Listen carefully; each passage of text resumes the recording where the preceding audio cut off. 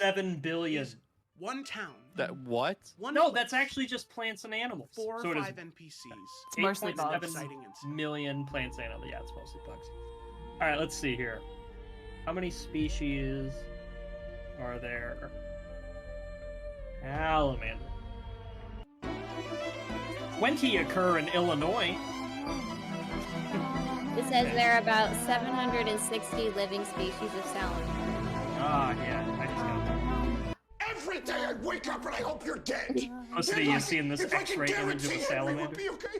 I don't think they'll know this. Wikipedia. And they get hit by a car and die. Not actually. I didn't pull it. This is just what. Look at this rough-skinned newt. Scrolly. I see this X-ray. Fantastic. I'm looking at the front part of an Olm's head. To an exponential. Oh, I see it now. Let's go ahead and dive into number 10. Salamander. Task your players with rescuing an NPC or retrieving. Don't scroll too far. There's organs. It will help add layers of Damn. urgency and potentially even It's like a. You know, honestly, I'm not too much of a fan of the music. So. The village, right? That's a consequence. Sometimes that's good enough. Is that Okay, an I esoteric hate me reference to too. organ music? Okay. Is that? It took way too long. I was like, why are you slamming Joe's music choices? You people should be thanking Christ that I am who and what I am because you need me. You need me to save you. You do. Oh, my Hermes hate. It's okay. I'll mute myself the rest of the time. As well. I am the only well, one. according who to, possibly can. we're getting some conflicting data here, which I'm gonna You're not the state Ray and then move on with my life because I can't be bothered to dig into this I'm more. the But Ray according to this website, 8,737 amphibian species, of which 816 are salamanders and newts. Well, I guess are newts different because maybe that's what the 760 are So salamanders. it's 760 Where? salamanders and 56 newts. Yeah. That's- Where, Dwight? Maybe. I don't know. Maybe. You already know where. Salamander versus newt. Hi, I'm Saul Goodman. Did you know See that if you it's a have rights? panther cougar The situation. Constitution says you do, and so do I. No, I okay, believe looks that like there's until actually a proven thing, guilty, yeah. Every man, woman, and child. Newts have dry, warty skin, and salamanders have smooth, slick skin. But of course, there are exceptions. If you try to interfere. No matter, I know, right? Every scientist ever. God damn it, we had a system. I will kill your wife. I will kill your son. I will kill your infant. No matter what they look or feel like, salamanders and newts need to keep their skin moist or they can die. Well, I mean, that's generally true of many things. Something that makes combat more grounded. Yeah, most things like more water. Horrifying and sacrifices all the more heroic. Except, what is it, chinchillas? If their fur Picture gets a wet, they movie like... fight scene between a hero and villain. They're They're clashing fucked. blades, dancing Is back that the and right animal? forth, Chinchilla? parrying, It's like that? They have to like dodging, take blocking, sand keeping baths? up with each other's advances, surprising each other with new techniques and strategies until finally one of them lands a devastating blow. It's not just a graze on the arm. It's not just a smack on the chest. It's 0 HP. When using the point of no return system, we want to draw attention to this moment of the fight to make that hit extra cinematic and weighted and affect the decisions that your players are going to make when they are given that critical choice of staying down or getting up.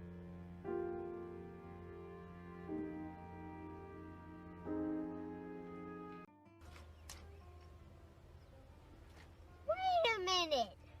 Who are you? So with that, let's go ahead and dive into our first build. The level 5, Blighted Warden. In the shadowed underbrush of the ancient forest, where the line between decay and growth blurs, the Blighted Warden moves unseen. A spectral guardian at the crossroads of life and death, melding the Gloomstalker's mastery of darkness with the Circle of Spores' eerie command over fungal life. They are the embodiment of nature's unchecked, wild ferocity. With each arrow knocked from their twisted, spore-infested bow, they strike with the precision of night and the inevitable spread of decay. A a silent protector of the natural order's darker, untamed side. So there we go. There's our thematic intro. I have to finish the story. Why isn't it possible? It's just not. Why not, you stupid bastard? Why isn't it possible? It's just not. Why not, you stupid bastard? He's gay, but he has a special connection to classical music. There's many things that are interesting about him. In Avatar: The Last Airbender, it is done so well. But here's the thing. It grows to be more in depth. The spirit world becomes a thing, and it grows even more in depth after that. More layers get added on more layers, right? Not everybody in the Earth Kingdom is good. Not everybody in the Water Tribes. They're not all underpowered, right? Because the Northern Water Tribe is so strong. And not everybody in the Fire Nation is evil. The layers continue to be added the longer the story goes on. In your campaign, do that. Most people have a hard time starting a campaign because they don't know where to start. They think they need 7 kingdoms, hundreds of houses, thousands of NPCs. No! Stop! You don't need that. What you need is one town, one place, 4 or 5 NPCs, and an inciting incident.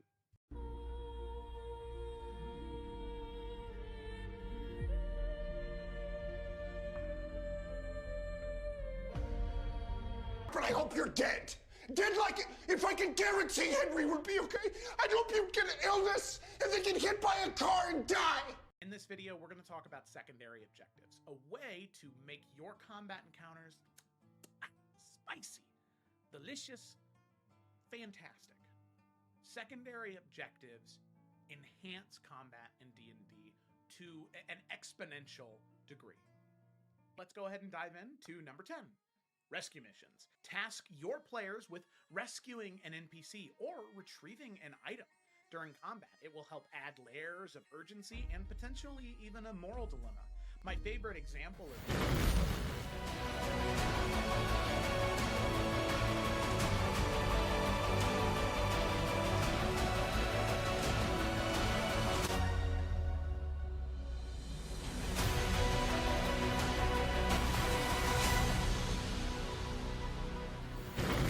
Hi there, everybody, and welcome to Roll with Advantage. Very excited to be here for the Salamander Coast. Let's go ahead and roll the intro and dive in.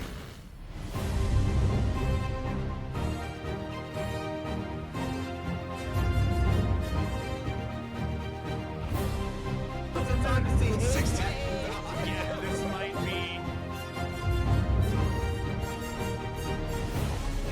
What I'm fucking doing, but I'm trying every fucking day.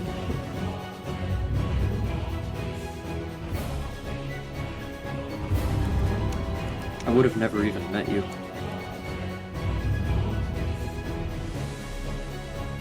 Sure, it's a very lengthy repertoire. But a powerful warrior, which, you know, I definitely agree with you on, but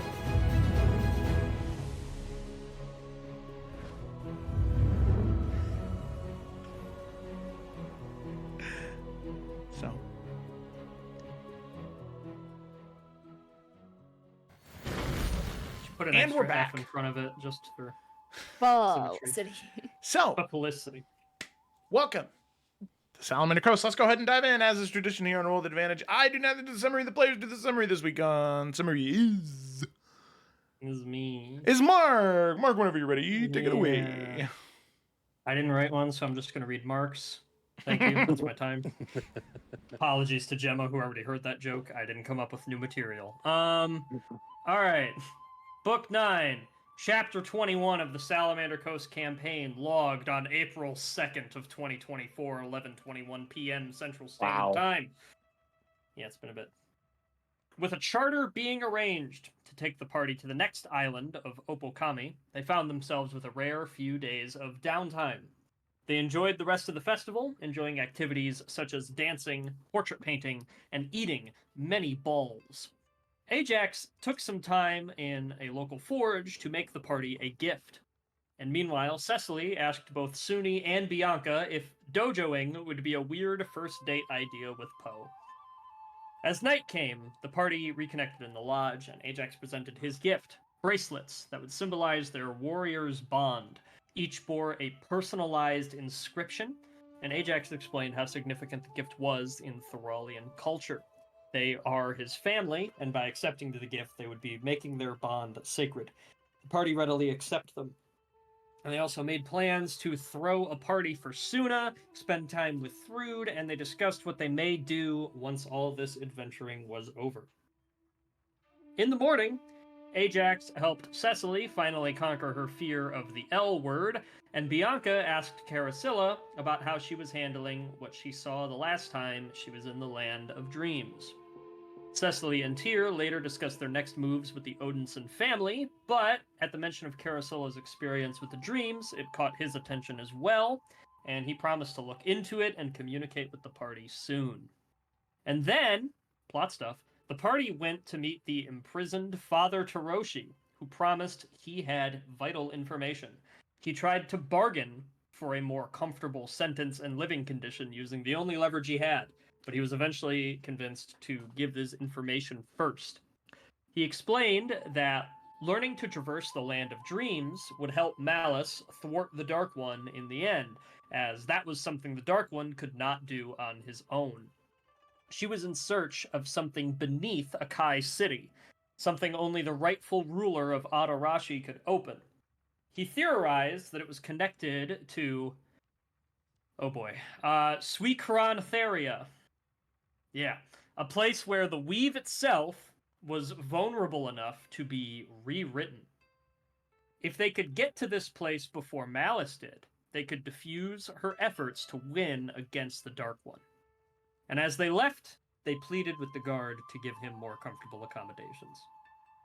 And finally, elsewhere, Keothi sat in a featureless white room. The dark side of Emerald interrogated her, demanding to know something about Malfian's echo and Carasilla's dreamwalking and some sort of connection between the two. He gave her one last warning and promised to warp her mind and force her into murdering her own friends if she did not comply, and she was left alone to weep. Thank you so much. So, with that, we will go ahead and dive in. So, for the past 2 days, all of you have been enjoying your time in Tutsukage, as you have either been within the Starlit Pagoda or within the room that had been provided for all of you in your stay here. Regardless, you stay in Tutsukage until the time comes for all of you to depart. Now, after the events of the past couple of days and your conversation with Father Taroshi, that day you have to leave. You have to head back towards Kazunaka, across the bridge, and then down the Great Lift, and then back to Namiura. Now, my question is, this journey takes probably an additional 2 or 3 days for you to get through in its entirety in order to get to Namiura. And then when you get there, the next morning, you will leave on the boat headed towards Opokami. So my question to all of you is, over that 3-day journey between Kazunaka, the lift, and Namiura, is there anything anybody wanted to do, talk about, any individuals they wanted to talk about, anything at all during that time, anything you guys wanted to do?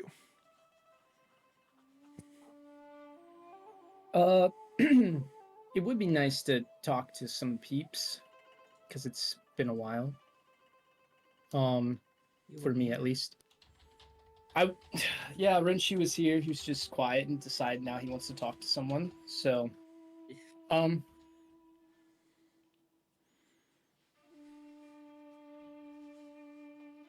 I think Renshi would like to talk to either Bianca or Ajax. Okay. So as all of you are traveling, we'll say that this is your stay in Kazanaka, the city where everything with Thrud and Jin and Jessica and Heimdall happened. So while you're in this city on that night, we'll say staying in the same room you did before, is there anything? What is Ajax and Bianca doing, and who seems maybe a little bit more mentally available for conversation? Is this the? You said this is the night before we leave? No, you've traveled a little bit already, and you are in sorry. the mountain city with everything with Thrud and Heimdall and Jen and Jessica. All that stuff happened in the city that you're currently in. So that is the one with the bathhouse. Where's the art for that one? But yeah, so it's been a day since your last since you were in Tutsukage. Here you go. I mean, yeah, if we're just like kind of resting after a little bit of travel, I mean, Bianca would be open to conversation from anybody. I'm trying to brainstorm and recall who I wanted to talk to some way back when. So, yeah, Bianca's good.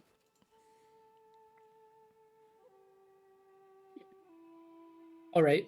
Well, one thing that you would all notice about Renshi during the past few days is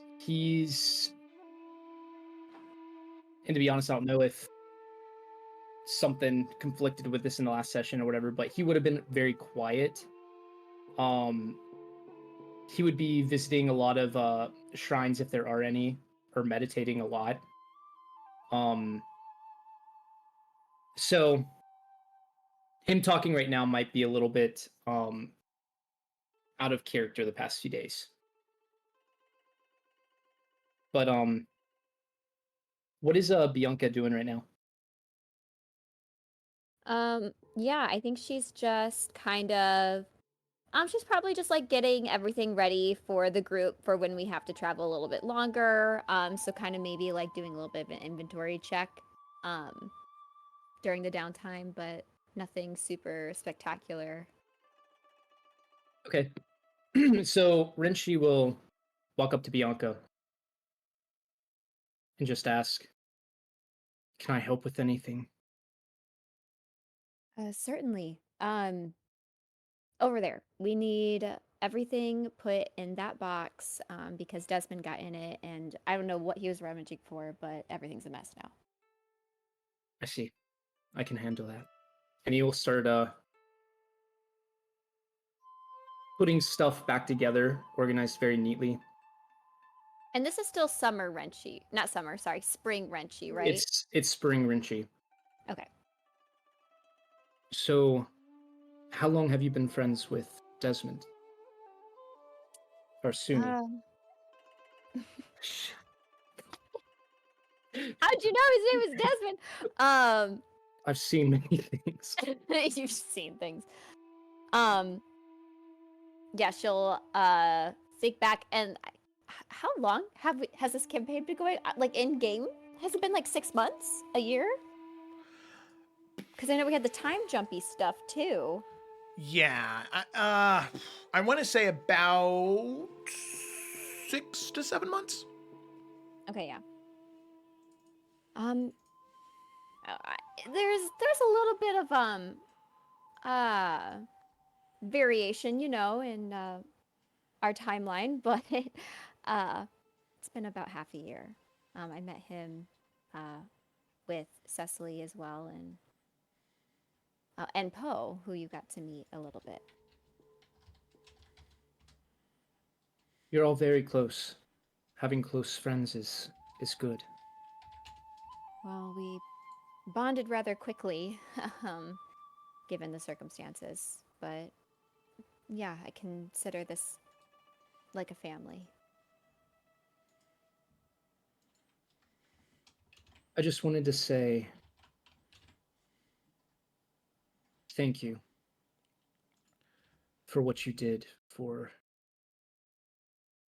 For I guess to you it would have been spring Renshi.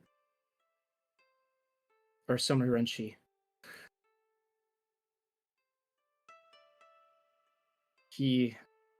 We have not known you for very long, and what you've managed to achieve, not just for my country, but for me,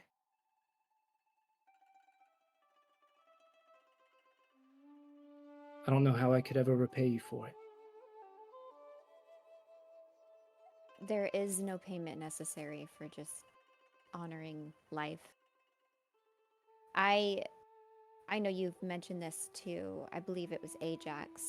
Just how I guess you consider Summerenchi a little precious maybe. And I understand that feeling. That's how I see everyone in this group, but especially when I first started traveling, how I saw Desmond, Suni, Ho, and Cecily. It was, I mentioned bonding really quickly, and a part of it was a sense of responsibility, and I don't know.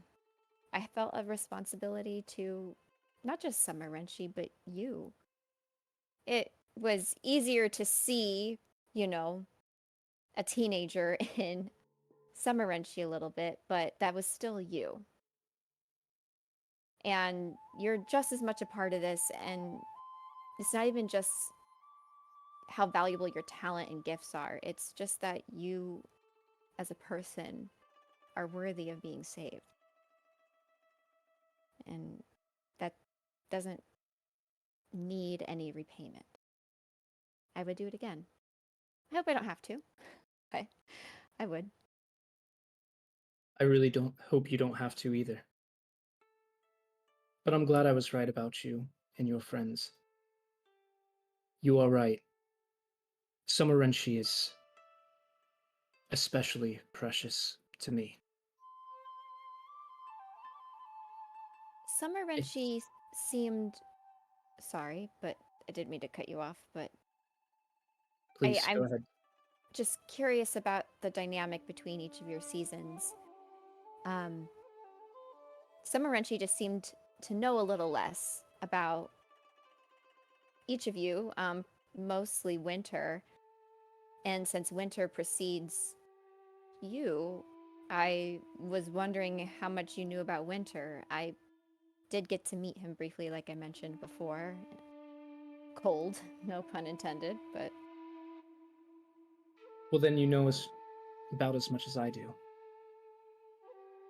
It's strange living as one of 4 parts. Summer Renshi, based off of what I can tell, based off of what I can feel,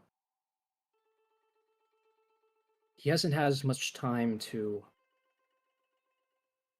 mature and experience as much as us other 3. Which might be a little bit confusing because at the end of the day, it really is up to us to let the next season come. Do you think Summer Renshi tends to move on to fall too quickly? Maybe he's a bit too ready to, I don't know, not have to face the world as much? To be honest, I think that's exactly it. Hmm. For what reasons, I don't know. And also, you're awesome, but I guess I'm surprised that instead of, if we didn't have Summer Renshi to, you know, resurrect, that it was not fall. Do you understand why maybe it kind of did a reverse at all? That's what I've been thinking about. I don't know how to go about explaining this, but something feels wrong or off. When Summerenchi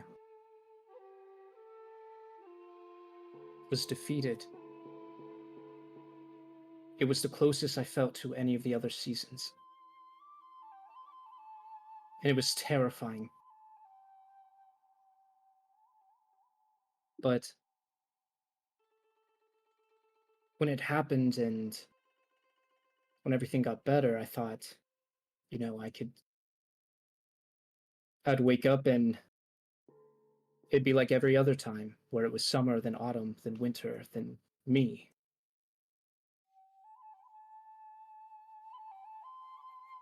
But I'm starting to remember things that are not my memories.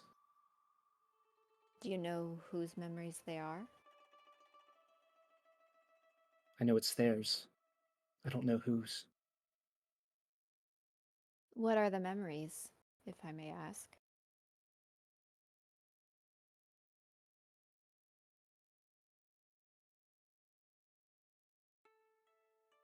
It comes in the shape of faces and strong feelings. Feelings I haven't felt before. Some much darker than what I've felt before, but also some more brighter than what I've ever felt before.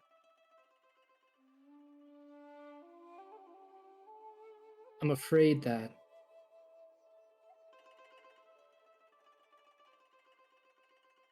it's not my time, but I'm here. And I know that sounds confusing. Oh, you know, believe it or not, we've been there before as a group. Not to the same degree, but I'm following what you're saying, I guess. So, you're having memories. Are you thinking maybe if it's of the season that is supposed to be present right now? Like maybe it's for fall or summer? I think the best way I can explain it is every season is a bridge, a transition from one point to another. For me, I'm meant to be that bridge from winter to summer. But that bridge doesn't feel like a bridge. It feels like winter and summer are too immediately close to one another. Oh. And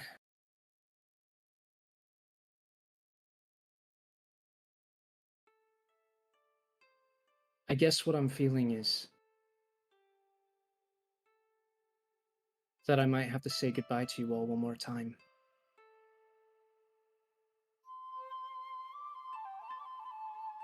And this is why I wanted to talk to you.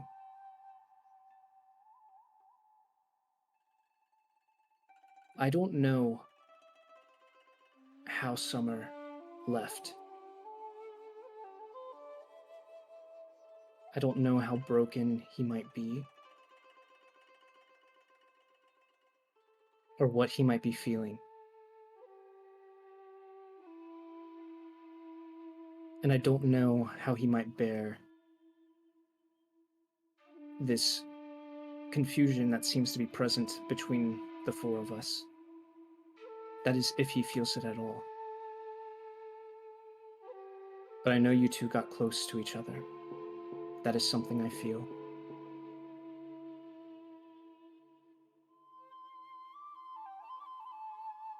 Just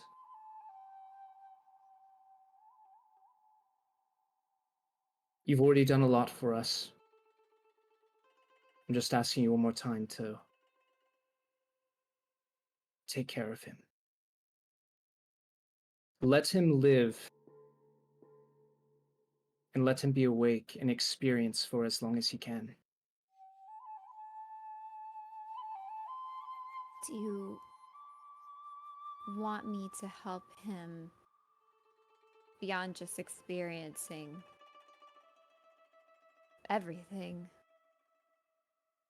Are you wanting him to, for lack of better words, mature? Do you want me to help him with that? He needs it, especially now that we're not at the temple. The other three of us, from what I can understand, we've had time to grow. He hasn't. I have a feeling that has something to do with autumn more than it does summer. But only summer can tell. Anyways,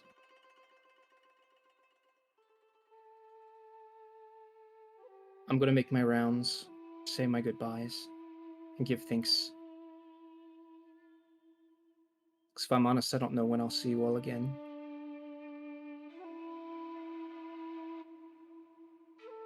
But here, and he's going to give you the thing that you had him pack, and it's very neat and organized. Thank you, Renshi.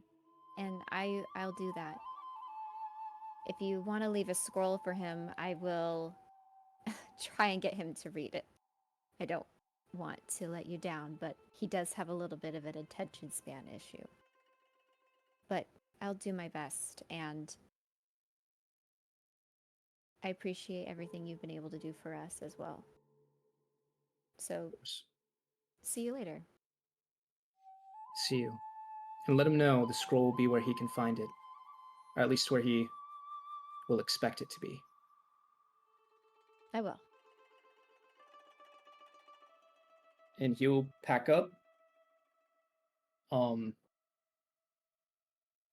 yeah, so I guess Renshi will kind of go around and say the same. I don't know if anyone specifically wants to talk to Spring Renshi, but because I don't know if we should go one by one and have this whole thing. We have a whole session to do. But if anyone has anything specific, he's gonna transition after this.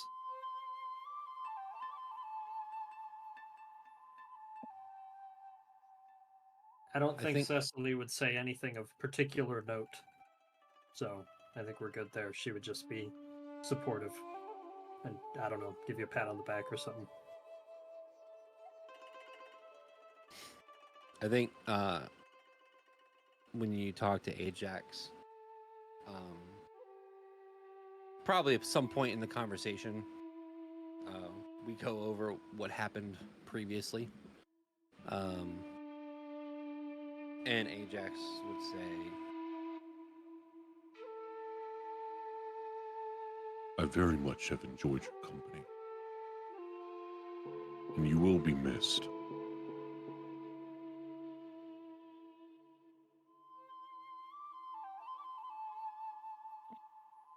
Ajax,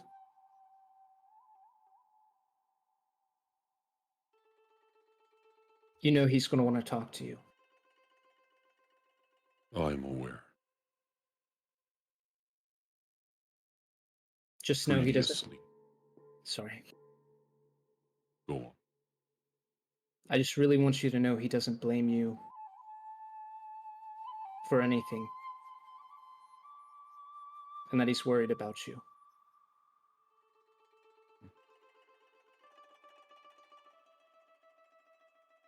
I look forward to that conversation. Before, I told you I would protect him. Obviously, we are heading into very dangerous territory. I have many times promised protection of those I call friends and family. I cannot promise that going forward. I can only promise that I will try.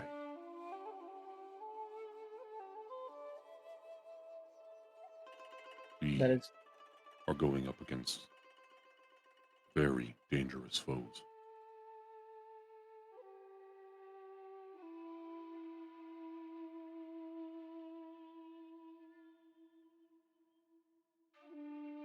There's a lot of darkness on this path, and I've seen that.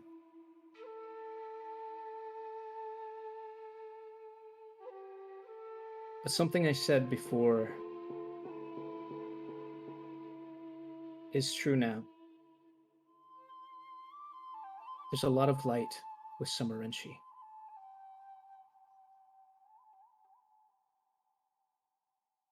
And I think that's really needed on this path. I agree. I will do what I can. I will train with him as often as I can. I will be there.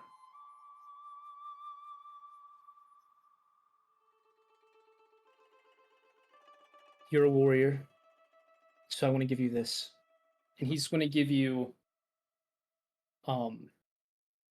it's a scroll. It's not one of the colored scrolls, it's a different one. And it's something that Spring Renshi put together. And what you'll find in it is different, like fighting styles with the blade. This is just basic stuff that he just probably has not grown up long enough to do. And he's just going to say, let this help you with his training. Ajax takes it.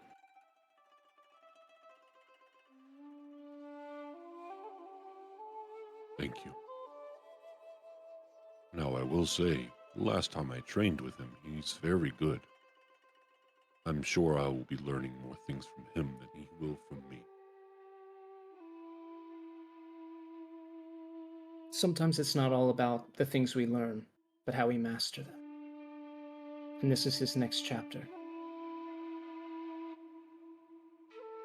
Anyways, there's a long journey ahead, and I want to make sure I do this before we leave. Well, So you'll see him soon. And thank you for being such a good friend. it has been an honor. He will bow, and he will turn to leave. Ajax bows back and then starts reading the airbending scroll.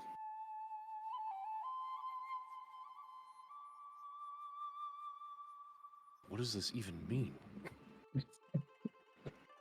It's just it's like the worst drawings ever. Crayons. Just stick figures. The wrong scroll, it's a menu. It's how All to right. cook rice.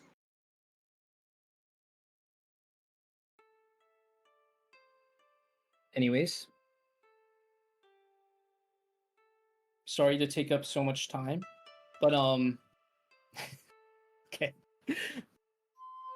If anyone else wants to talk, we can, but otherwise Renshi will go to his spot in the woods or in a nearby nice area. Yeah, I mean, it is kind of funny because it is the, I mean, since you're in Kazenaka and the same inn, you're in the same place where you transitioned from spring to summer before. That's what I was hoping for. So he's going to get to the same spot.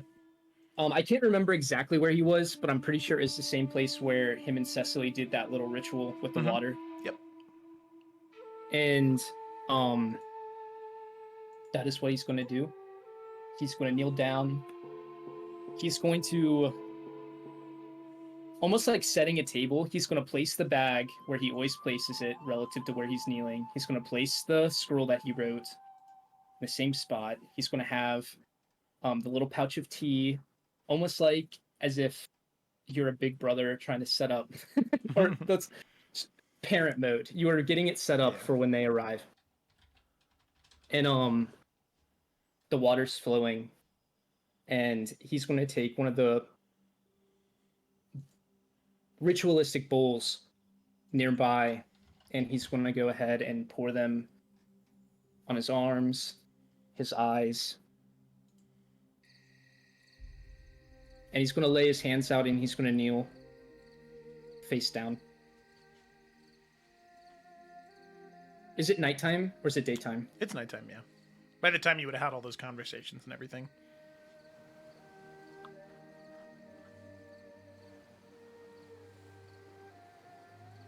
So he's going to kneel there and he's going to be muttering some words under his breath. And once he's done, he's going to say, "All right then. Let's try this one more time." And in this moment, his Eladrin, like, markings that are subtly on his skin start to glow this lime green. And it's going to go from his eyes, his face, his arms, down to his hands. And they're going to flash vibrantly as they switch to gold. And beams of moonlight are going to mix in with it. And when he's done, he is going to be Summer Renshi once again. So, and as you close your eyes, the ceremony happens. You make the transition from spring to summer. As Summer Renshi first begins to gain consciousness, there is a voice that he hears from within. Once more, indeed. Heed my words. Should you fail in this quest, the way of the fifth will be lost. I saved you. I made sure you were not consumed by that shadow. Do not have my effort go to waste, young one. And as Summer Renshi opens his eyes, that echoes in his head and then fades away in a voice that is so similar to his own.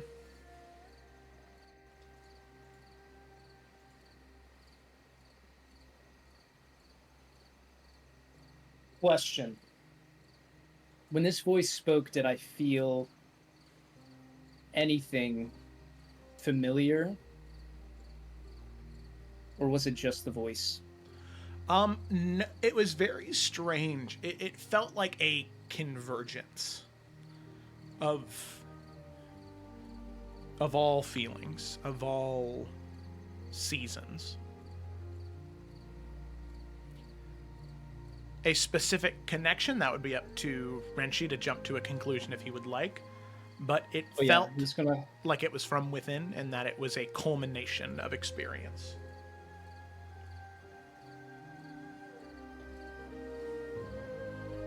All right.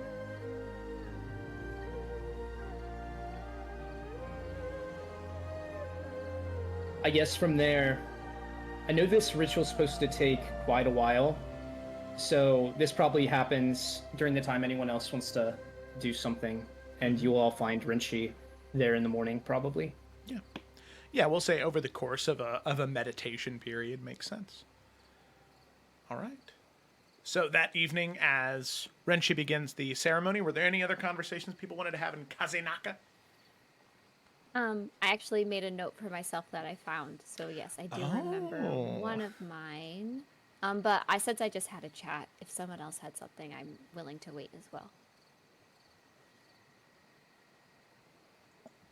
I self-actualized last session, so I'm good. Right. I mean, just as a small, I feel like, point of order, because, like, I know, like, a couple of days ago, we, like, messaged, not me forgetting his name, Logain, yeah. about helping with Hyothi, so Carousel would want to just send him a message, updating them on their travel plans, just to make sure everything's okay there. Also, did he save her yet? Like, that'd be nice. Yeah, maybe. Yeah, sure. So you would have done that, like that night, and just said like, "How are things going?"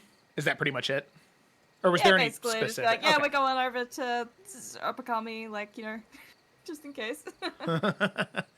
Okay. Yeah. So you would get a response from, Logain. No problem. And he would say, yes, we've made plans. A mission has been approved, and with the help of a companion of the Forerunners, an individual by the name of Ephron, we will be leaving for the Astral Sea sometime today. So, hopefully we'll have news for you soon.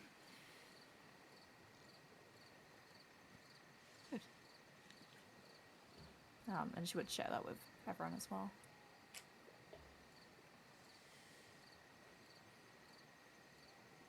Since we're playing Carouselophone, this was a different thing, but and honestly, I kind of just want to ask you, Gemma, because I might be misremembering.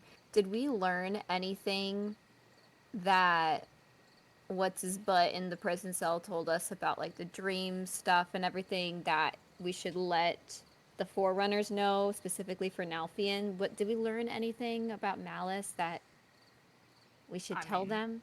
I don't remember.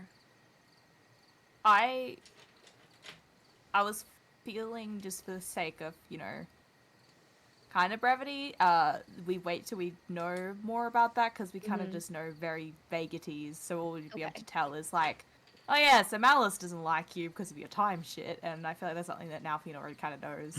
Okay, that's what I was remembering too, but I was like, is there something big that I didn't write down? I'll also add, Father Taroshi, what he told you is he was like, I only learned about the dream stuff. I have no idea about the time stuff. Oh, okay. Yeah. So I feel like we're missing a lot of pieces that it's not really relevant. Okay. Yeah. That was just another thing that I wanted to check in on. And I wanted to looking. Actually, I'll put that in my notes later. But yeah, the thing I wanted to do was with Ajax. Probably it's gonna be a quick conversation, but yeah, sure. Where's Ajax at right now? Honestly, he's probably just chilling. He meditates in the morning. It's nighttime. Yeah, he's probably just laying in his bed with his hands up, looking at the ceiling. All right, Bianca will do like, I assume like the door is just kind of hanging open if you're vibing, so she'll just like knock on the open door and say, mind if I bother you? Not at all. Come in. Yeah, she'll come in and like, I don't know, desk chair or whatever, sit in it and say, I have a selfish thing I wanted to talk to you about.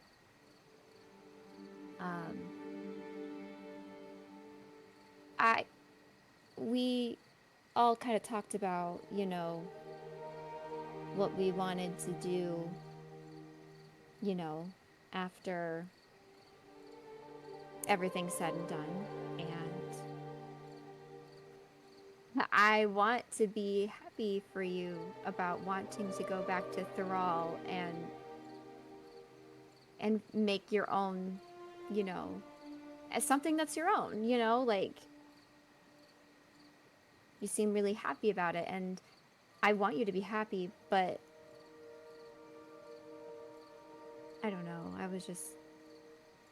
you just have always been there, and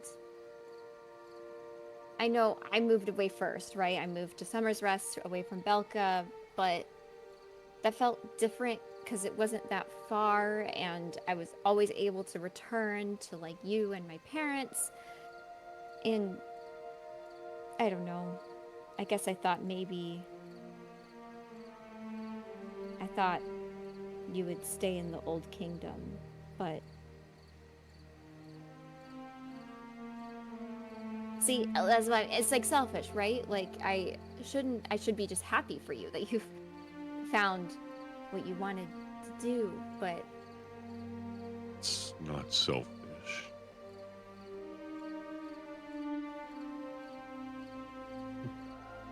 me to stay around. Yeah. It's just, I don't know.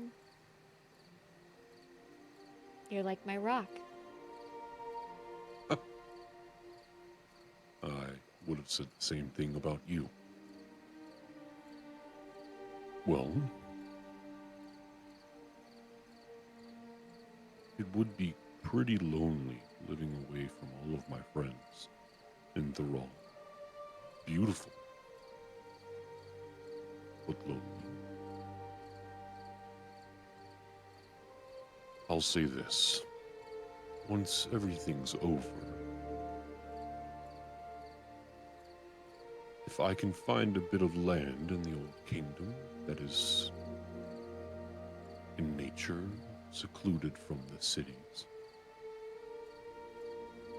I'll stay there. Are you sure? I thought you wanted to go to Thrall to, I don't know, get connected to your root, which I understand. I wanted the same thing. I've always wanted to know more about my past, and now that you do, I don't want you to have to sacrifice something just because it makes me sad. I just... Bianca, what am I doing all of this for, if not for all of you? I want to live in a world where all of you are part of it.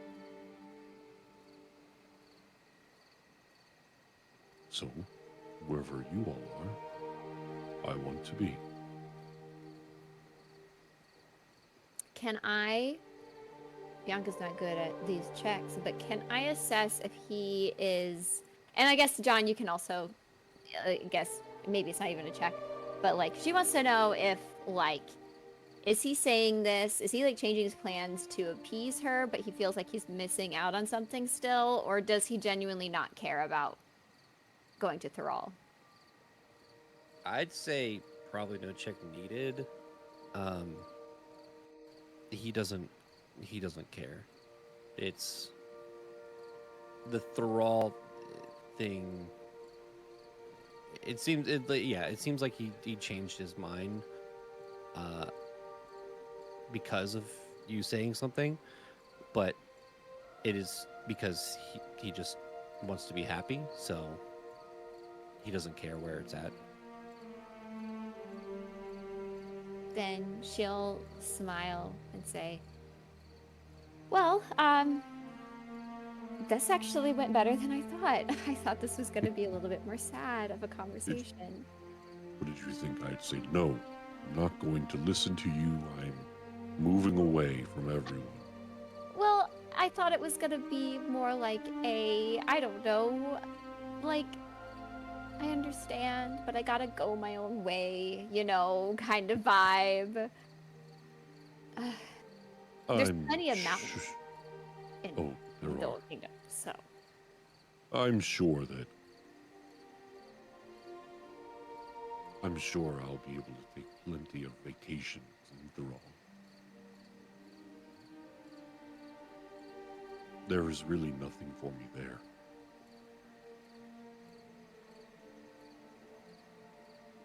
Everything I need is on this continent.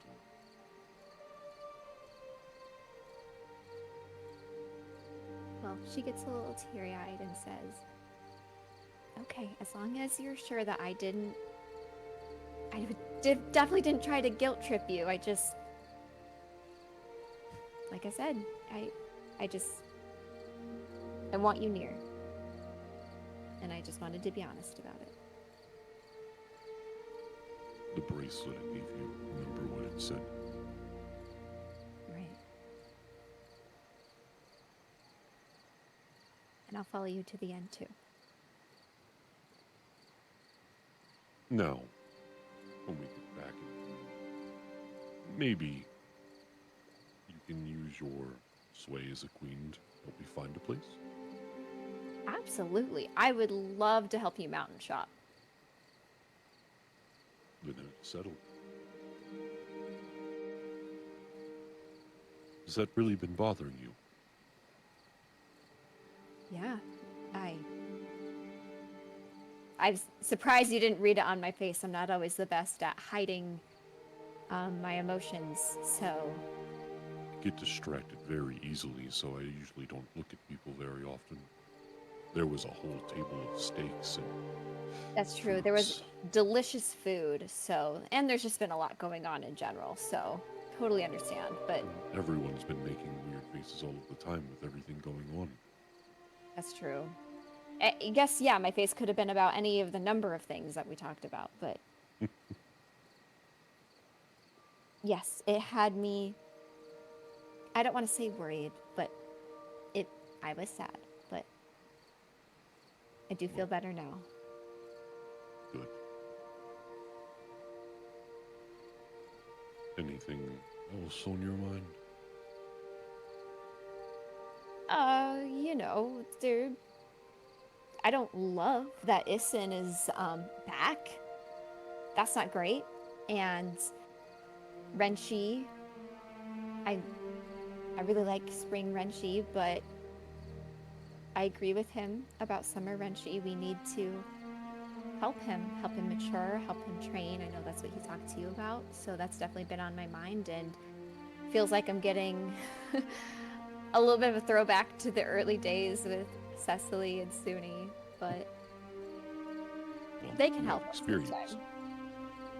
Oh yeah. Everyone here, I think, has experience with that. Regarding Issen, you've killed him once, and we're much more powerful than we were last time. But we lost my mom and Keothi.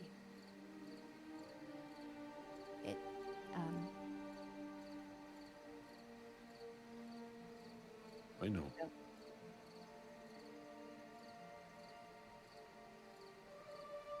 It won't be the same. Okay. He also does not have hold of your soul. No, but it can't be like the first time. It won't. Don't know if I could make it. Bianca, it will not be.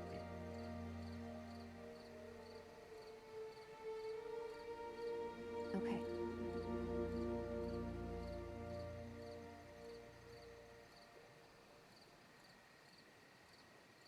All right.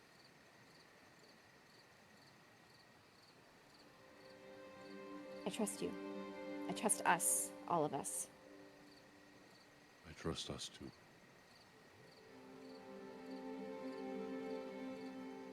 But it is getting late. Everyone needs to get some rest so we can be ready for traveling tomorrow. Yeah, Renchi helped me finish packing, so all we gotta do is get some shut-eye. Are you okay? I am. Believe it or not. I mean, there's a lot looming over all of our heads right now, but And we will deal with these problems together. I know. We all have each other, and that's all we've needed so far, so we have everything that we could ever need.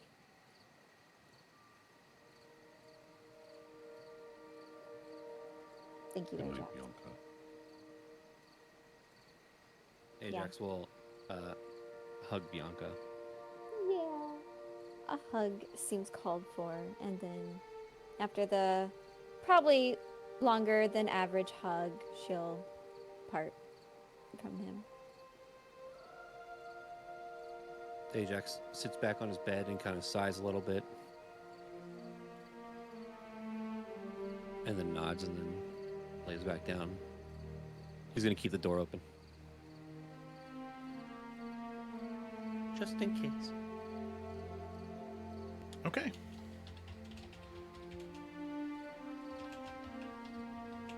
So, as that conversation concludes, Bianca, you leave. Anybody else have anything they'd like to do before the evening is over?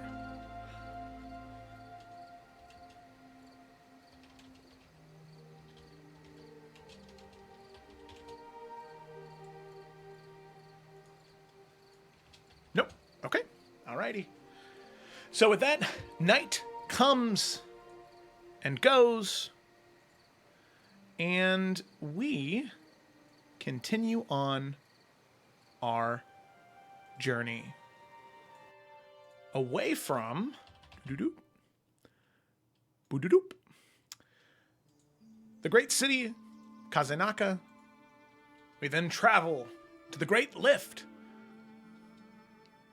Eventually. There it is. As all of you load onto this massive contraption and are brought down to the forest floor. Riding on the road to the lift,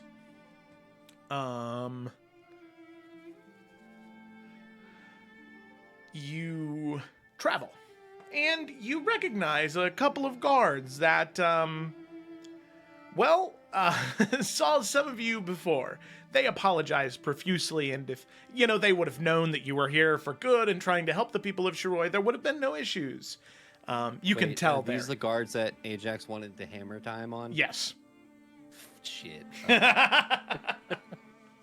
So Ajax is feeling some supreme guilt right now. Ajax is just like...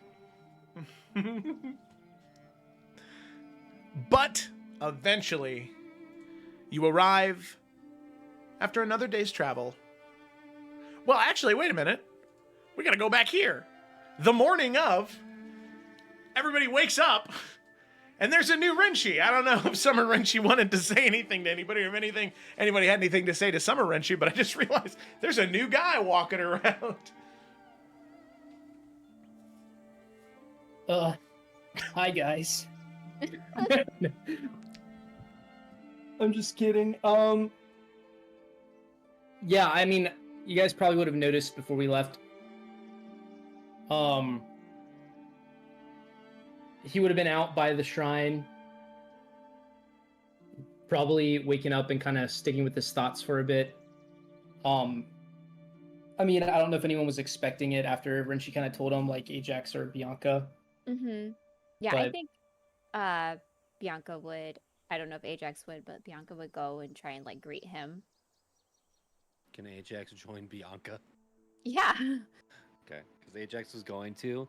I think Ajax will also say to Bianca as we're walking there, are going to greet him, just say, he's gonna want to talk about what happened, so.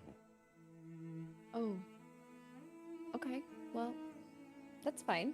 I can give you guys space if that comes up. No, probably stay around. It's make you feel better. Oh, okay. I'll be there. So what state do we find Summer Renshi in? He's kind of curled up, just kind of looking at the water right now. So he'd be looking away from you all, kind of looking towards the shrine, just kind of running a finger in the water. Sad. Maybe not sad, but like mellow vibes. Not good mellow vibes. Dreary vibes. Dreary, mellow, not sad vibes. Okay, so Yeah. I think Bianca was the last person Renshi saw, but Ajax was one of the last people Renshi saw alive. So, I think Bianca will kind of give Ajax a look. Does he want to approach first, or does he want her to approach first? If you give Ajax a look, he'd probably just like let out a breath and probably approach. If you're giving him that kind of look, he's not cowering away from it. He's just like, he needs emotional support. That's it. She'll put a hand on his shoulder and then let him take the lead then. Good morning.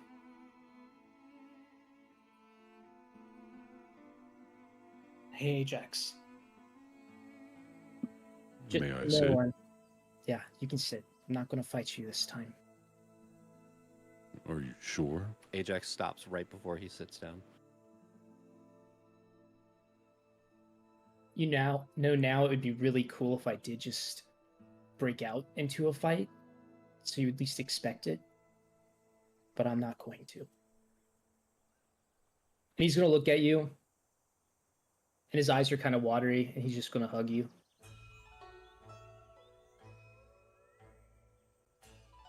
Ajax is just going to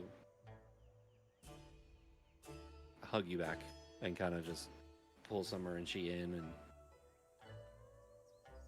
It's okay. You can hear him kind of going, Oh. I'm sorry I died.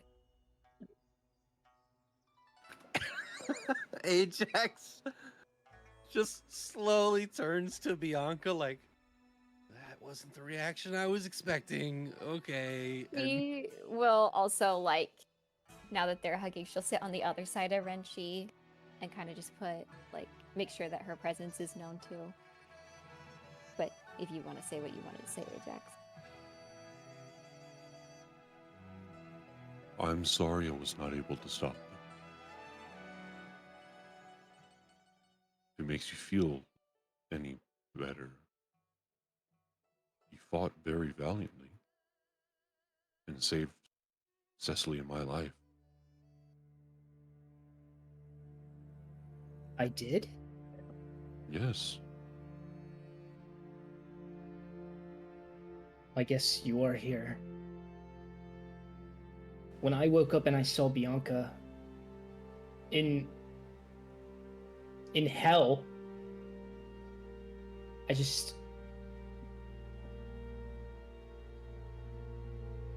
really did think the worst.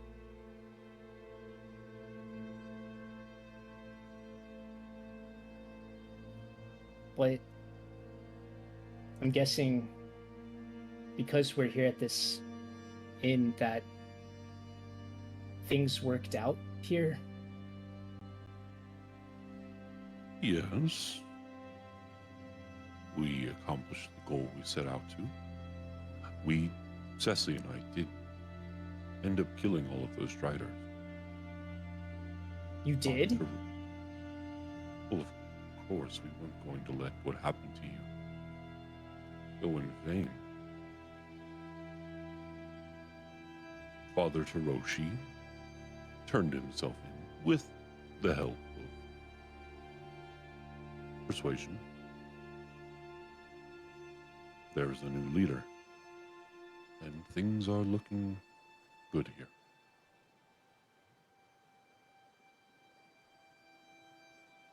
He's kind of going to look back at Bianca and look back at Ajax and just kind of go, so then now what? Now Everything worked out. Well, it did. But it doesn't mean that maybe we should make the same kinds of choices just because it worked out this time. Doesn't always mean it'll work out later. I believe Spring Renchi, he told me to remind you that he left you a scroll, and that you would know where to find it. And I know reading isn't your favorite pastime, but I think you should really pay attention to what he had to say.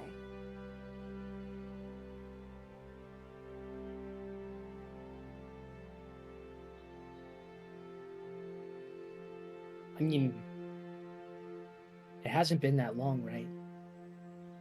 And you saw Spring Renchi again? Yes, so, instead of you being resurrected, for some reason Spring Renchi is who returned to your body first. Even he was not sure why. But he had... I think you should read the scroll. He will explain it so much better. Spring also did mention that you are to train with me every morning for 3 hours, starting at 4 a.m. Why did he pick 4 a.m.? Said it was the best time to train. No one's awake. You can see the sunrise. He said your sword forms are getting sloppy. He said, "What? Now?" You know, I really see think Ajax has a giant smile on his face. I get that you all like Spring Renshi, and don't get me wrong, I really do too. But sometimes he makes it really hard to like him. But anyways, I think that's a good idea after what happened to me. And to you guys. But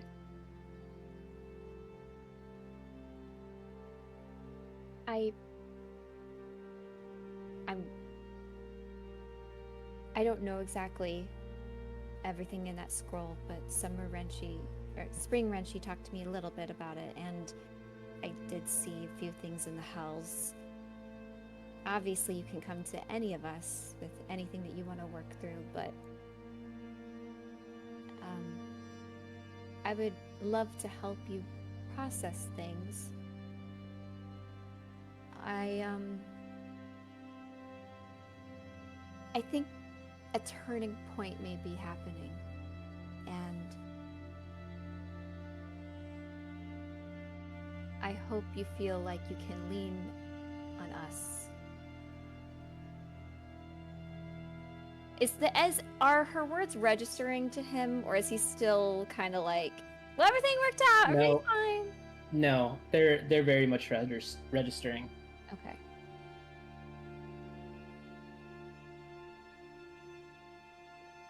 Thank you, Bianca. Not just for that, but everything you did for me. I was really expecting to see everyone when we came out of there, but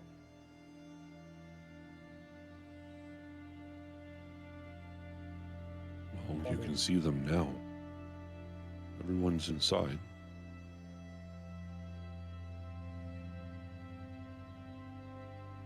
if you all don't mind, I think I'm going to try reading some of this scroll first and try to understand what's happening.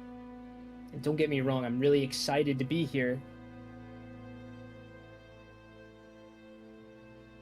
But things just feel a little different this time. So I think I just need to catch up where Spring Renshi left us. Of course. Me. Take your time.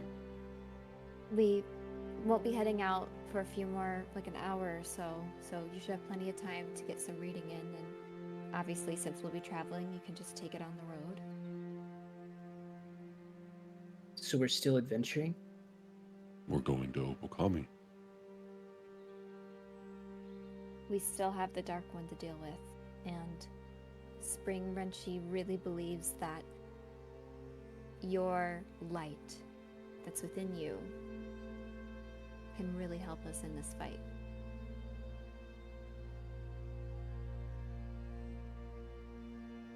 Things are going to get more difficult. What we witnessed here will be nothing compared to what we are going towards.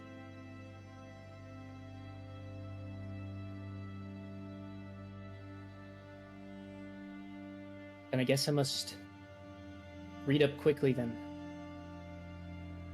And he's gonna grab the scroll and start catching back up to speed. Oh, here. And next to Ajax, he pulls, gives you some bread since it's morning and you haven't eaten. There's a lot more food inside, but eat this way, Reed. Thanks, Ajax. Just save some food for me in there. I'm gonna be a second. Oh no, between Cecily and I, you better hurry. Oh, okay. And he's gonna take the thing out, he's gonna start eating, and he's gonna start speeding things up. When we leave Summer Renshi, we're gonna walk inside. Is Cecily around the food in the morning? I'm assuming. Abso-fucking-lutely. Yeah. Ajax is just going to pick up some of the fruits, eat some, and then eat some like morning sausage, and just slightly look to Cecily and go, I love this food. Yeah. And just eat and walk off. she's mildly confused, but she agrees. Yeah, she's gonna keep eating. I picture her also currently playing a card game with Suni, but like not following the rules. Like early seasons of Yu-Gi-Oh! When Yu-Gi would just say shit and it made Yeah. no sense, but then it happened. They're just fucking with the Kingdoms and Castles cards. She's like, 20 fire. They're, like, just saying shit when she puts them down. Maybe they're playing 52 card pickup.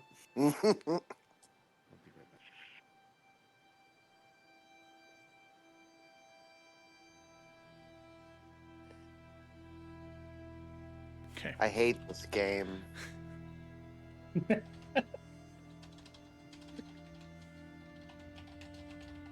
Isn't Bianca like a really good Kingdoms and Castles player? She loves Kingdoms and Castles, yes. She probably This is kind so of blasphemous. Ajax She's like walks back in, and then Bianca shortly afterwards, as Cecily and Suni just have the cards out, and Bianca, what do?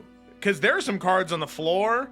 I'm sure that like Suni's like using one card to dig something out underneath his nail. I think her eye would start twitching, and she'd say, "Oh, are you guys having fun?" Oh shit, it's the guards. And Cecily's gonna start scrambling with the cards like it's a gambling ring. I just, Suni, don't do that. And she's gonna like yank it out of his taloned hands. What did I do? These are, look, when you crease the edges like that, it kind of, when you shuffle the cards, one, it can kind of, get stuck. Two, it can make someone remember what that card is. So, it might make someone kind of be able to cheat a little bit. So you really don't want to put dents in your cards. Do people care that much about this game that they look for dents in the cards? Suni, Man. there was a whole tournament held in Iverion. It's a big deal. And I didn't go because we're too busy, okay? See, I told you shouldn't floss with them. Well, we didn't do that. It was just tossed around. It was an idea. It's just like the perfect size to fit between my fingers. It's the perfect size. And that's why toothpicks were invented, and she starts to pick everything up, trying to put it back in a nice little box or something. Where do we have those? Have we had toothpicks this whole time? I've had a piece of jerky stuck Bianca back here for like a opens the month. cupboard. Yeah, gosh. So Shit, look at that. It's like 1/6 of the whole time we've been together. Yeah. Since we got to fucking the Old Kingdom, it's just been, Oh my God. It's been a little piece of jerky back there. Oh my God. Well, Bianca will eye twitch one more time as she picks everything up and is like, if you guys are interested and want to play, I would love to play with you guys sometime. Just kind of, since we're about to leave, just really wanted to like pack things up. Yeah. No, okay, we get it. As long as I'm thinking about it, do you think once all this adventuring is over, I should like find a dentist? Joe, our Kinda out of dentist the is a thing here. It's gotta be, right? Define dentist, like like a person in like sterilized with like clean tools that will help alleviate tooth pain. No. A corner shack where they'll take your teeth for money to give them to other people. Yeah. Can I be the other people? Can they give me new teeth? Yeah, you can get new teeth from those Go to a people. barber for that. Yeah. Yeah, you gotta go to the That's all barber for Cecily's new asking. teeth. Just use like Definitely you should mending. replace your teeth with dragon fangs. Yeah, you should like shave your teeth wonder- down, file your teeth down. How much that cost? I mean, look, it was kind of a non-factor for me back in the orphanage, but now I'm thinking about it, you know? I think there's a hole in one of them. This one's kind of black. And she'll smile and just point at her devastating oral hygiene. There was somebody in the giant's palm who didn't have any teeth at all. It was quite strange, to be honest. Oh, that's rough. I still got most of them. Most is crazy. Bianca, you're not answering my question. Felicity's gone. Bianca left. Bianca's just staring at you. Just she's just T-posed over in the corner. T-posed. Oh god! Quick, somebody save and load. Bianca's tweaking right now.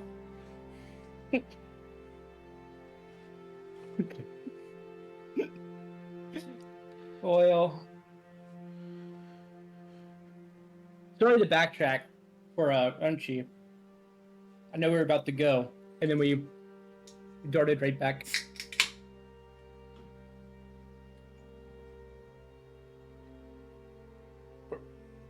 What were you gonna do, Evan?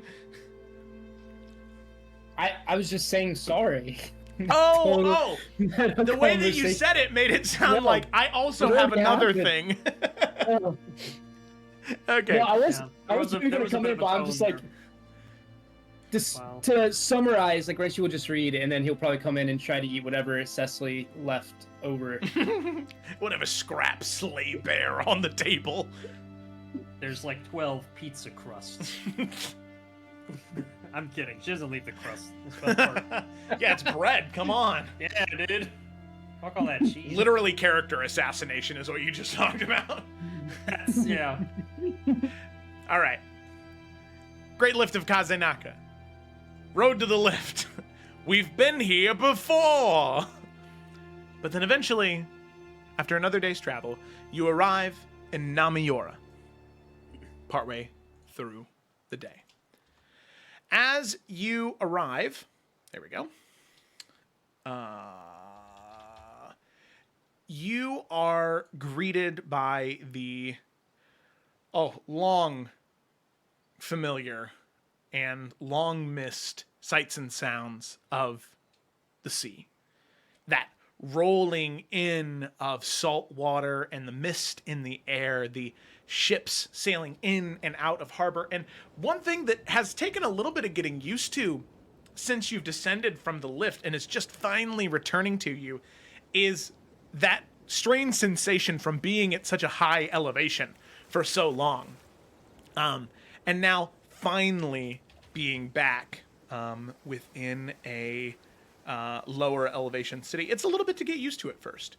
But the city is bustling and booming, and all of you are invited to, thanks to Suna and her new position of privilege within the clan lands of Shiroi, invited to stay at the governor's abode for the night until your ship is ready to depart in the morning.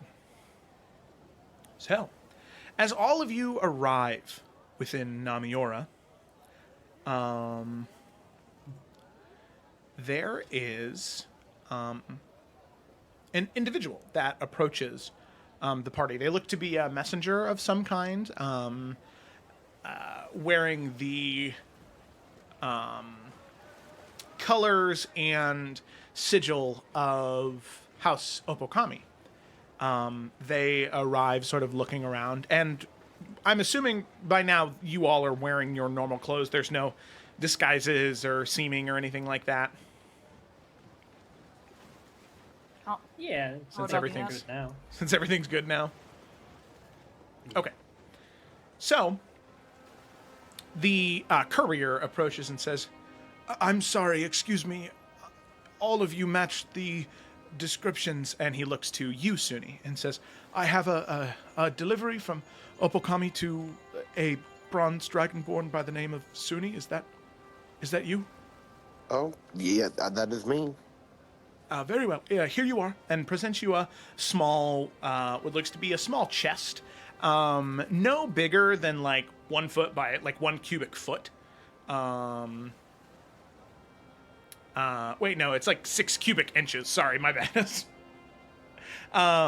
It's rather tiny. You know, it's probably like double the size of like a ring box. And he hands it to you. Very well. I must be off.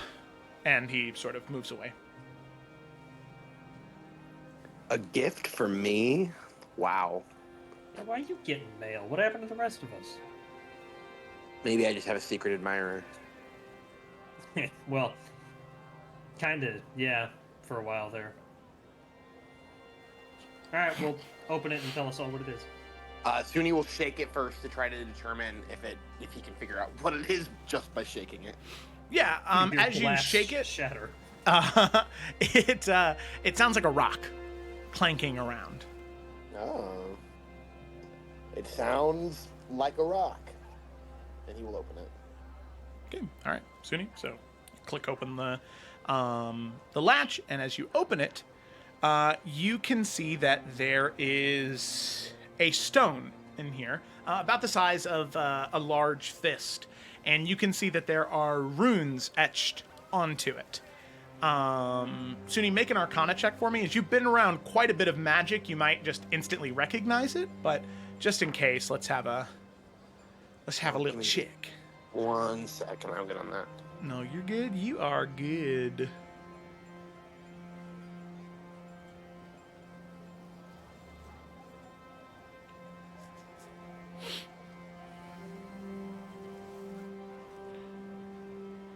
You said Arcana?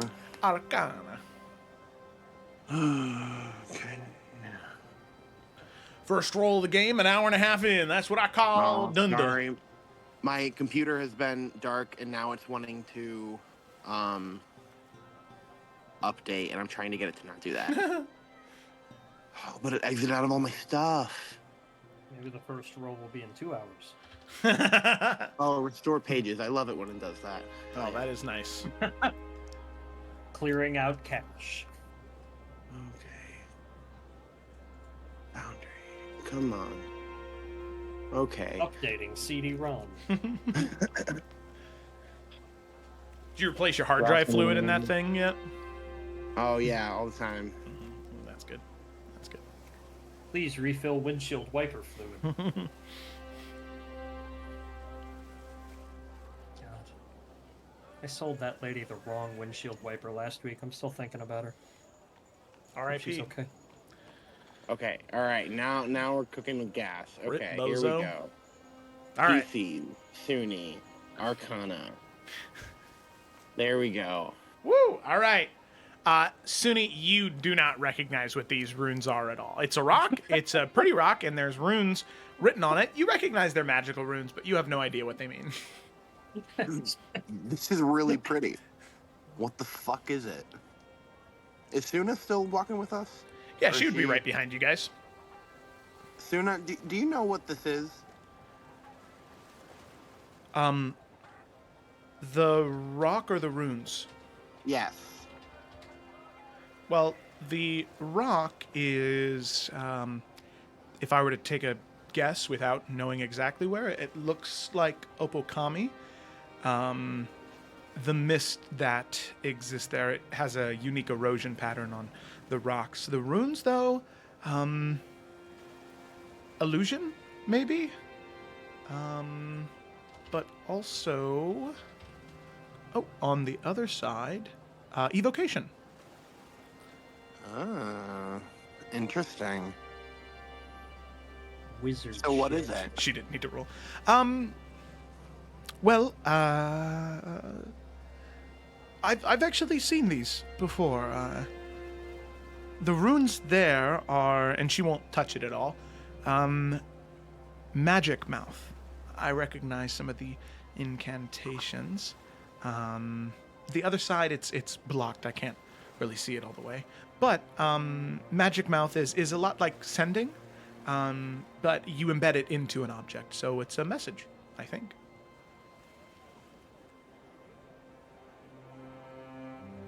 Cerny will just kind of stare at it and then like tap at it a little bit, and then he'll just say, "Play message." So Play my messages. you just say that? Yep. Into the box, nothing happens. Cerny will pull it out.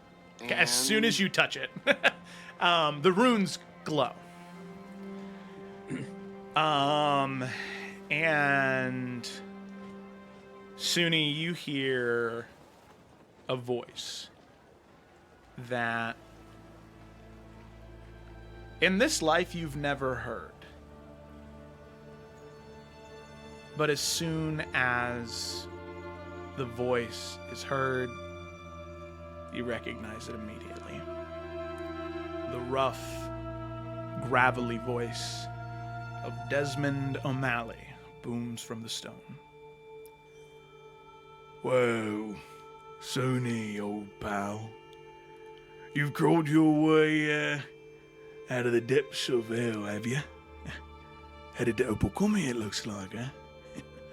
Here's some friendly advice. Turn you and your little band around and scamper off. No need to stick your nose where it doesn't belong.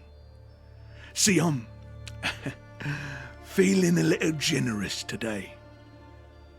Hey, how about you give me a few years and I'll restore this pot of piss land into its former glory. In 5 years tops, I think. Hey, peaceful streets, happy folk, all under my rule. Fair and just.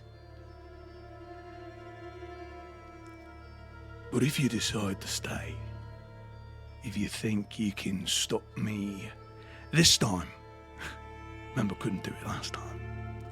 Well then, mate, I'll swear to you and your little band of do-gooders, I'll raise every city to the ground. I've got a new couple tricks up my sleeve. They shred flesh and they crush bone like you wouldn't believe. I'll paint these streets with the innards of anyone who stands in my way. And you know what? I'll start with whatever pitiful place you decide to hide in. So, what would it be, Sony? Run away and live? Or stay and see how deep the rivers of blood can flow? Your choice, mate. Choose wisely. And you see the runes on the other end of the stone begin to glow. You've seen these runes before. Now that you see them glow and illuminate, because Carasilla casts this spell quite often when people ask her to, sending. You have an opportunity to say something back, Suni. Oh, fuck.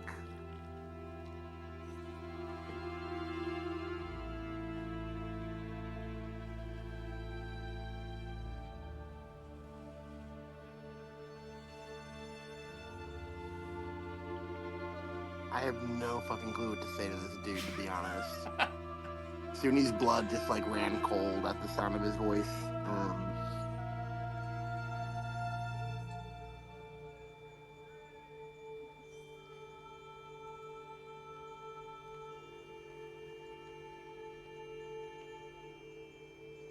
Is this like will this sending spell wear off, like if I don't use it?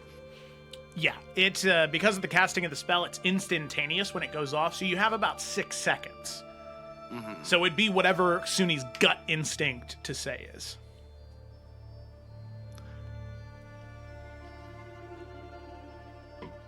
His gut instinct would just be, fuck you, to him, and that would probably be it. Okay.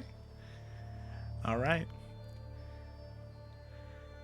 And given that it is the sending spell, you send the message first. And you hear a message back, not from the stone, but in your own head this time, Suni. His voice again. All right, my forsaken friend, that's what I like to hear. Well then, I'll see you very shortly. The laugh kind of echoes in your head as the spell ends.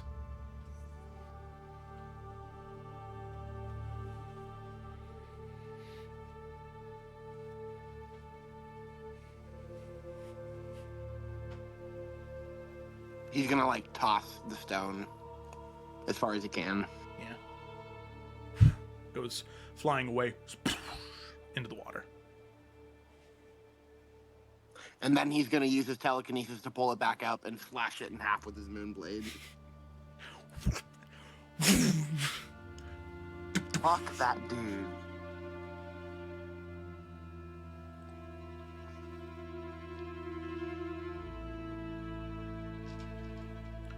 Do you know him?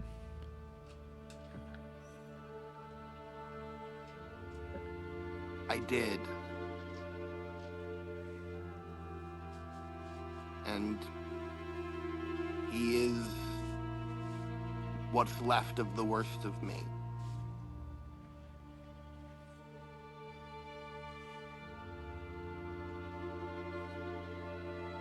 You think he's gonna try to find us in Opakami? Fucking sounds like it.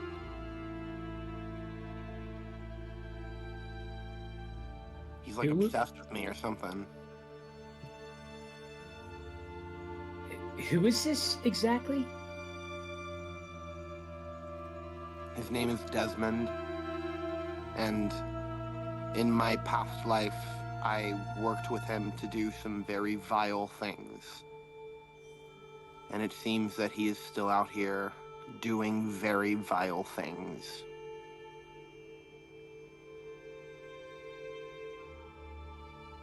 I'm working on becoming a more nuanced person. But is this a simple situation, Suni? Should we just fuck this guy up as soon as we can? We'd be doing the world a favor. Okay. Hey, at least it's simple.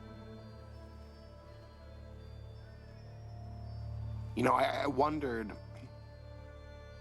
if it would be hard to kill him, but I don't think it will be.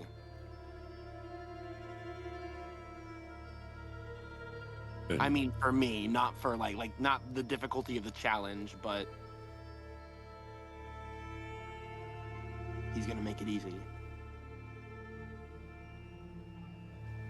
Do you have any inclination that he is on his way now?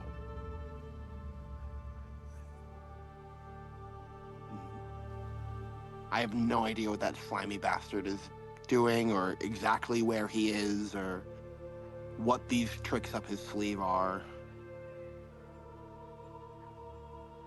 Can I like try? I mean, obviously, like I don't have access to all of my memories, but can I like? Is there anything that like got triggered in the way that like the voice kind of he recognized that Suni might remember Desmond saying like things that he was getting to, like tricks up his sleeve? Sorry, that was a long sentence to say pretty much nothing. No, you're good. No, I would say that there are some memories that do trigger and some things you remember about Desmond O'Malley. He was definitely the type of individual, he didn't seek prey out. When he hunted something, he would find a comfortable spot and he would lay traps. He would fortify himself and he would wait for the thing that would come. He would wait for the thing to come to him. It's one thing that Desmond was always so good at was playing the waiting game. He was so patient, which is why as a bandit captain, as a marauder, as a corsair, how he lived so long. He never sought out a hit or a contract or danger. He would let it come to him, and he always won. Okay, so with that, what Suni would say would be, He's a fucking coward. Like a spider, he sits and he waits, and anything that's unlucky enough to walk into his way. So we need to be on very high alert. He's very dangerous.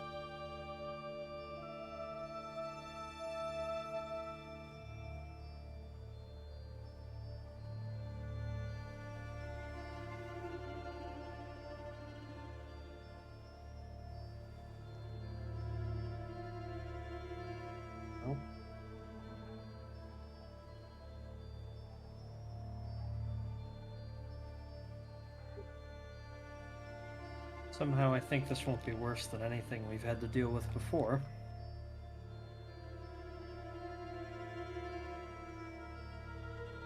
If you are able to look into your past and remember how to fight this guy, I am more than happy to let you lead the way. Nothing would make me happier than being able to personally cleanse myself of his life. And maybe that's a fucked up thing to say. Well, it's hard to judge you. I mean, none of us have been reincarnated a dozen times and have memories of whatever he did.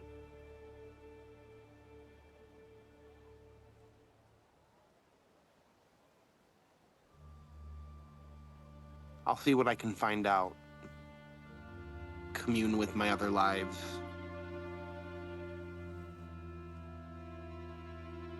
Maybe even talk to the last one, if I can.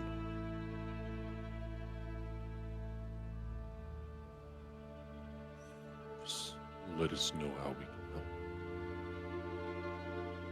You are. And one question, because I am unfamiliar. What do they look like? Really ugly, to be honest, and I'm not even trying to be shitty.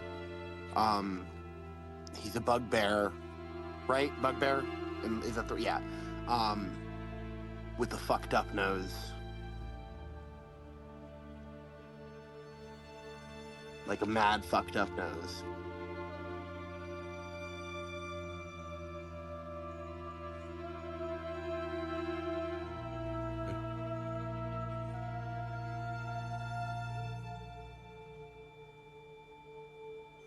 A face that would give a little kid a nightmare, honestly.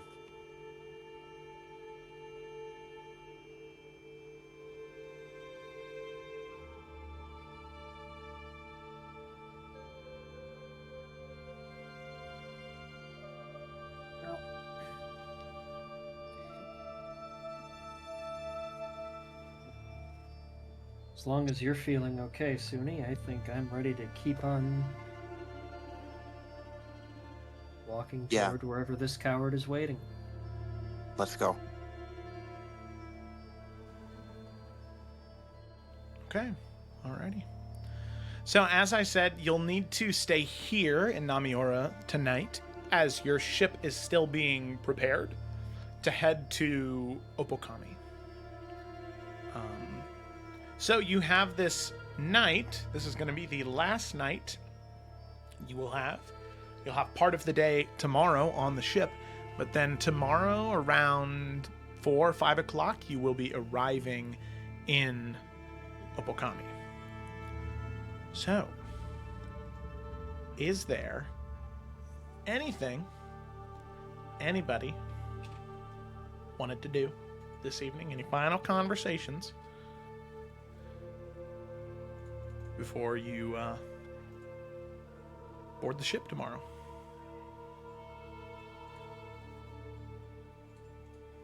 I'm so set.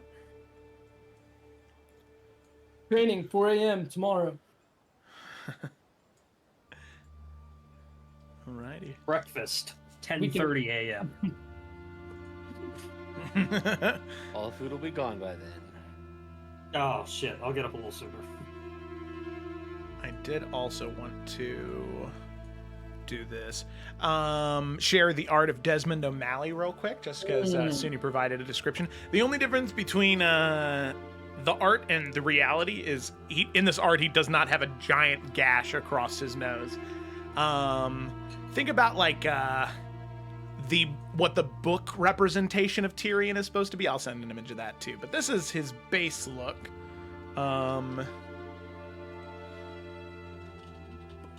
Did you guys see that? Yes.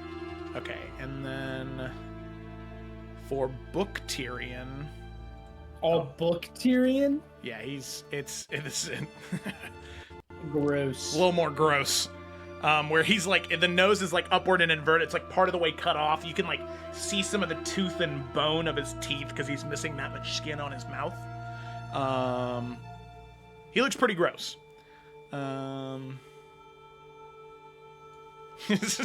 Yeah, ignore Peter Dinklage, the handsome man that he is.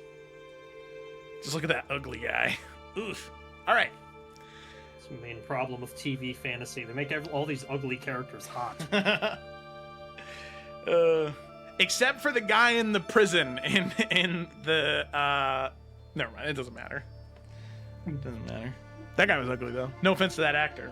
He was cast perfectly. All right. So, nothing in Namiora? No conversations? No nothing? All right.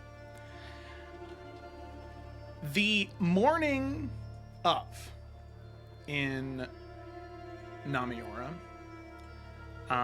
as all of you are preparing to leave, there's an individual that you met once in Namior that greets you again as you head to leave.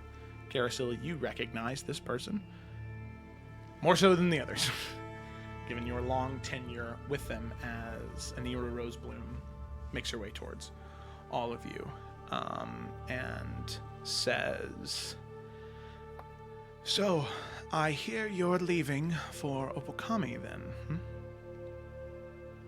We are. Things seem to be mostly dealt with here, I'm sure you've heard. And she nods, and she looks to Ajax and then back to you. It seems as though things have been dealt with.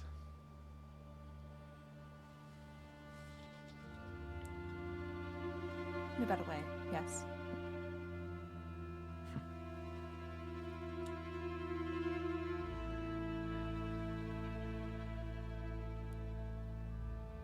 I mean this as a compliment, Carasilla. Ever since your first day at the Children of the Flame, I knew you were too good for it.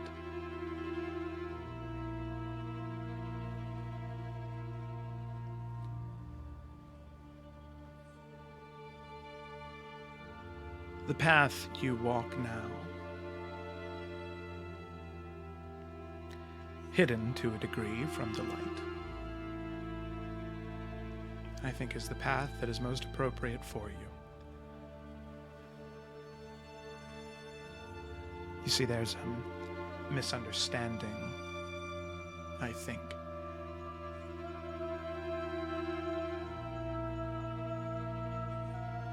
Some people believe that that organization that you serve,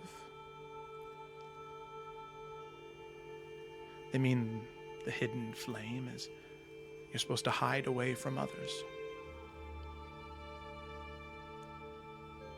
But I think, and she kind of looks to Ajax and looks to you, perhaps it's meant that you're supposed to find the flame that has been hidden within someone. I think you have proven here, not even the Dark One can extinguish a flame within someone. She looks you up and down, Ajax. You can keep the dagger. To you, Carasilla. I'm sure it will come in handy to you more so than it would to me.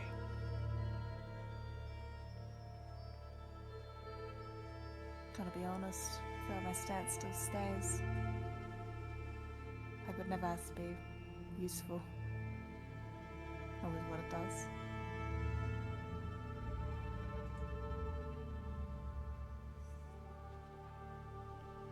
Very well, but still, keep it, just in case. I will. Thank you again.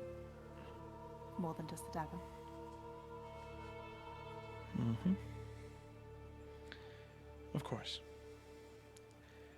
And she kind of looks out to the dock and she sees the ship that all of you are headed towards and sort of narrows her eyes and says, well, the governor's sparing no expense. That ship is one of the oldest heirlooms in Opokami, in Shiroi, even in Akai. It was one of the first gifts when Atarashi was a united empire. But then again, you know what they say. If you replace every part of a ship, is it still the same ship? I don't know. Guess it's the spirit of the thing that matters, right? Well, good luck on your journey. May the light guide you and protect you, especially in that forsaken land you travel to.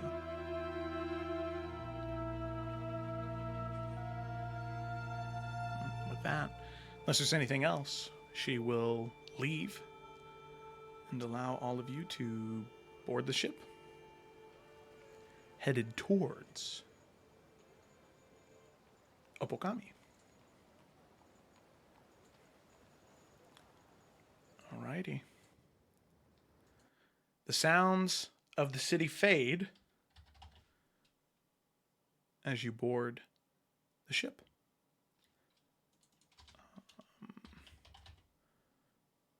There we go. As the ship pushes away from the dock, all of you aboard, it begins to sail away,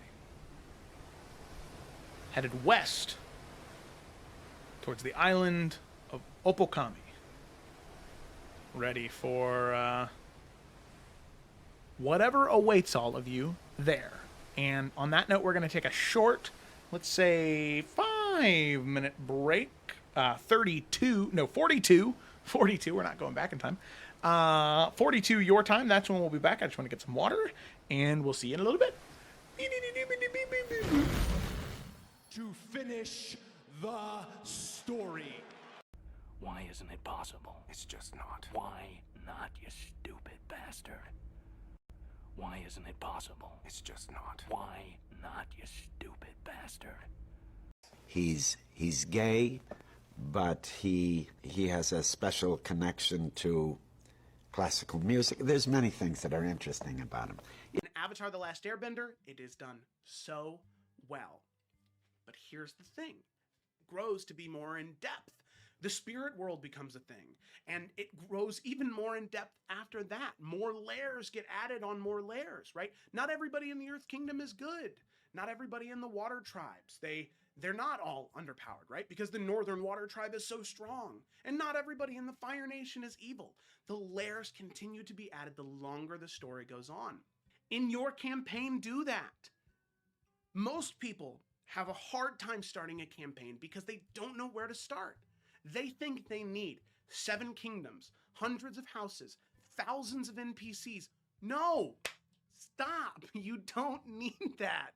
What you need is one town, one place, 4 or 5 NPCs, and an inciting incident.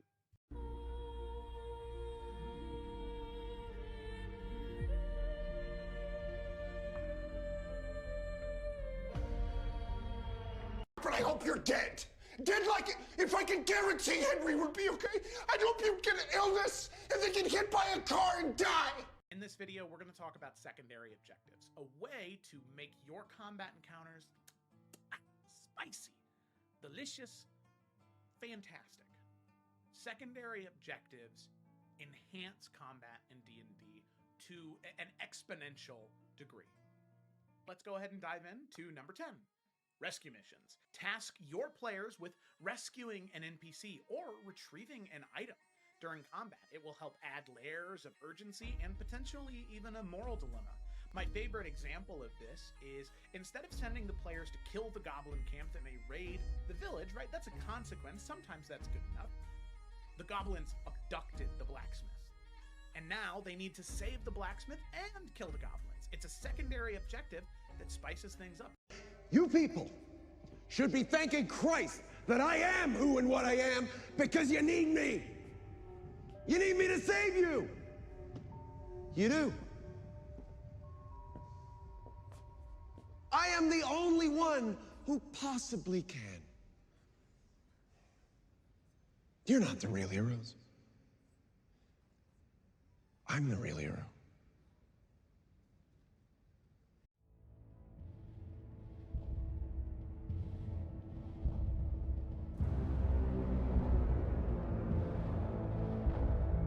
Holy, look at all this damage! Where?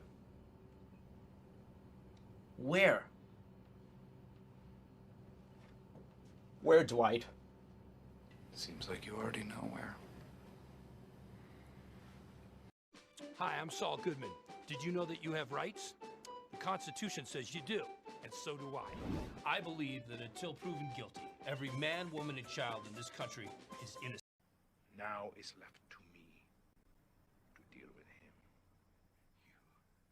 You can't. If you try to interfere,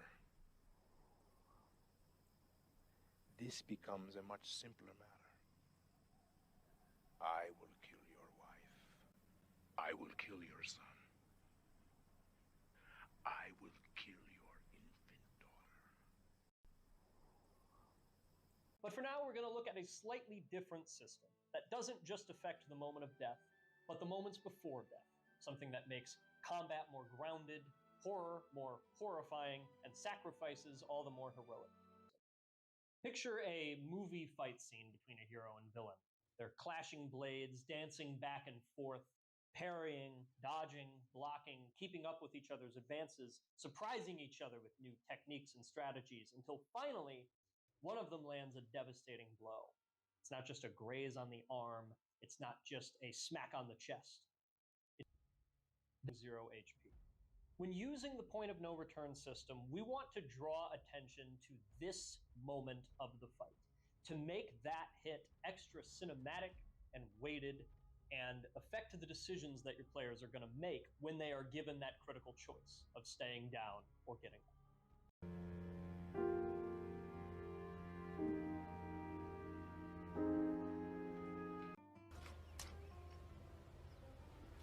Wait a minute! Who are you? So with that, let's go ahead and dive into our first build, the level 5, Blighted Warden. In the shadowed underbrush of the ancient forest, where the line between decay and growth blurs, the Blighted Warden moves unseen. A spectral guardian at the crossroads of life and death, melding the Gloomstalker's mastery of darkness with the Circle of Spores' eerie command over fungal life. They are the embodiment of nature's unchecked, wild ferocity. With each arrow knocked from their twisted, spore-infested bow, they strike with the precision of night and the inevitable spread of decay. A silent protector of the natural order's darker, untamed side. So there we go. There's our thematic intro. I have to finish the story. Why isn't it possible? It's just not. Why not, you stupid bastard? Why isn't it possible? It's just not. Why not, you stupid bastard? He's gay, but he has a special connection to classical music. There's many things that are interesting about him. In Avatar: The Last Airbender, it is done so well. But here's the thing. It grows to be more in depth. The spirit world becomes a thing, and it grows even more in depth after that. More layers get added on more layers, right? Not everybody in the Earth Kingdom is good. not everybody in the water tribes, they're not all underpowered, right? Because the northern water tribe is so strong, and not everybody in the Fire Nation is evil. The layers continue to be added the longer the story goes on. In your campaign, do that. Most people have a hard time starting a campaign because they don't know where to start. They think they need 7 kingdoms. I'm going back live. We're back. Welcome back, everybody, to the Adventures of the Salamander Coast. Let's dive back in to today's session. Picking up where we left off, our party had made the long journey from Tutsukage all the way down to Nami Ura. They boarded their ship after a few conversations with various NPCs, as well as a message, a very foreboding one, from that of Desmond O'Malley, the roguish bandit captain that in Suni's previous life had killed him, had betrayed him. So now Suni, dead set on vengeance, and seemingly backed up by the party in this way. So you board the ship, and you sail to Opokami.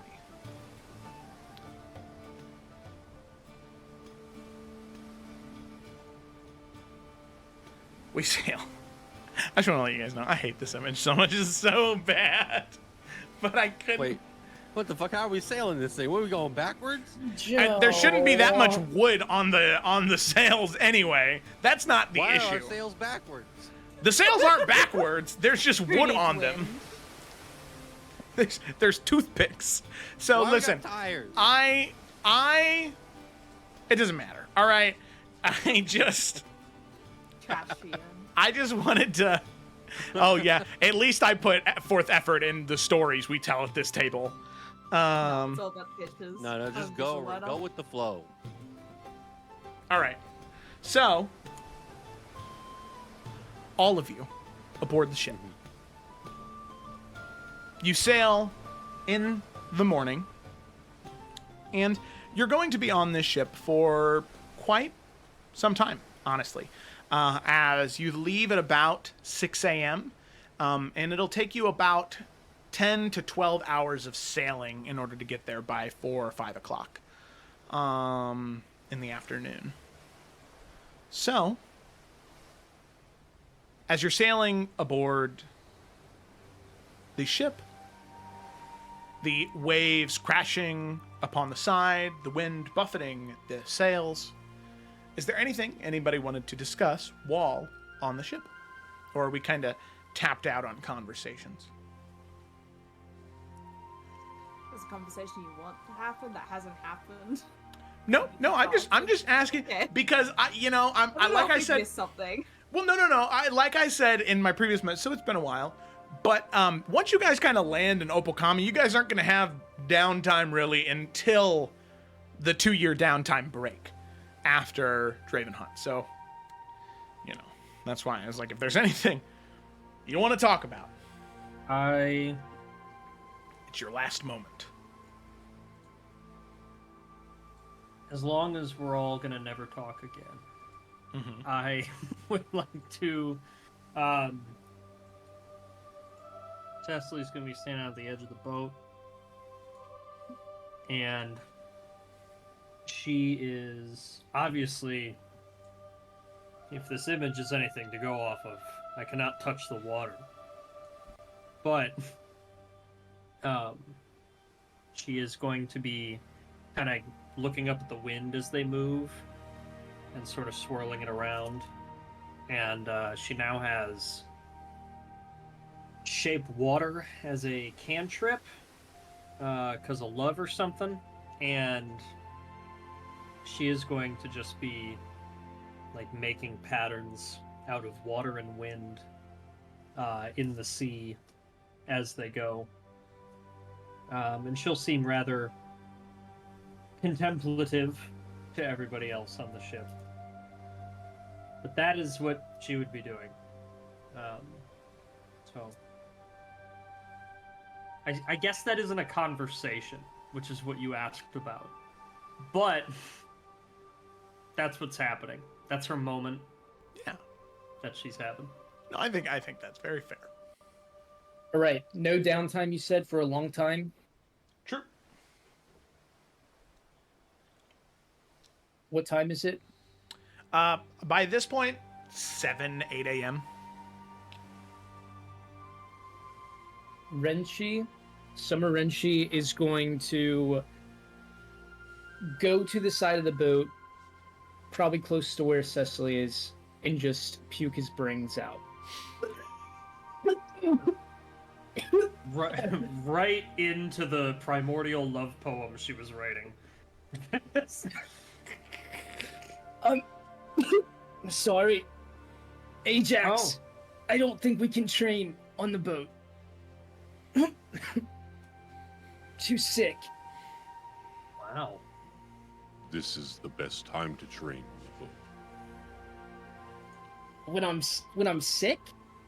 When You need to get your body accustomed. This is a challenge. This is a great time to train. No, Spring Wrenchy's the one who did all this water ritual stuff with me. What's up with you? Why can't you flow around with the water? I am flowing with the water. No, you are not. That is the opposite of flow. You're churning. You're churning inside. Churning with the water. And Is that again not maybe flowing? Here, let me help you out. Okay? And Cecily is going to try to help Summer Wrenchy steady himself by kind of breathing and guiding the wind around them as they're doing so, and see if he can find the natural rhythm in the ship as it's bowing up and down rather than fight against it. That is badass. In a subtle way, sure, yeah. It's cool. Does But that she's help? Does very- that work? Well, I guess that's a joke question. But she's very, she's a level 13 elemental bender, basically. Like, she can handle this. She's, she's attuned now. More than she used to be. She's kind of just bobbing with the ship without even thinking about it.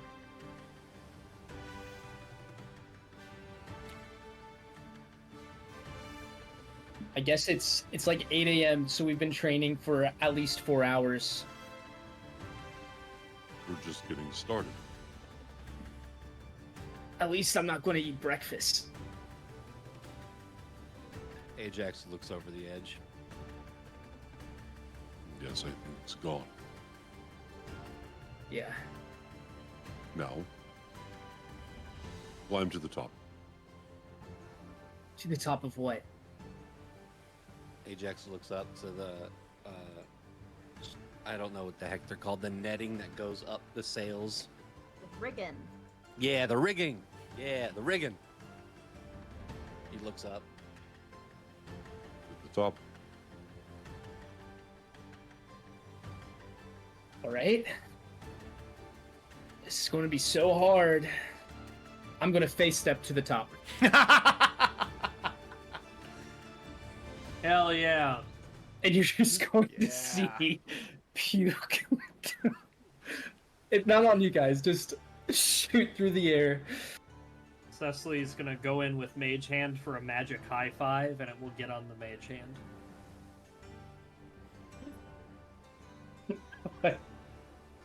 I want to add that. Sorry, I was going to say that I want to add that Suni is canonically a sympathy puker, because when Poe puked at the very beginning of the campaign, that was a thing. So I imagine for that very last one, Suni walks up and sees that happen, and then he also joins in hurling over the side of the ship. Guys, what the fuck? Have they never been on a boat before? It's not the boat. They're not in tune with the water gods, apparently. I swear I am. That just came out clunky. I believe you. Renchi's going to swing climb or fire station pole slide down. Be like, well, I feel better. That wasn't the point. Okay. Do you want me to try again? That's enough for today.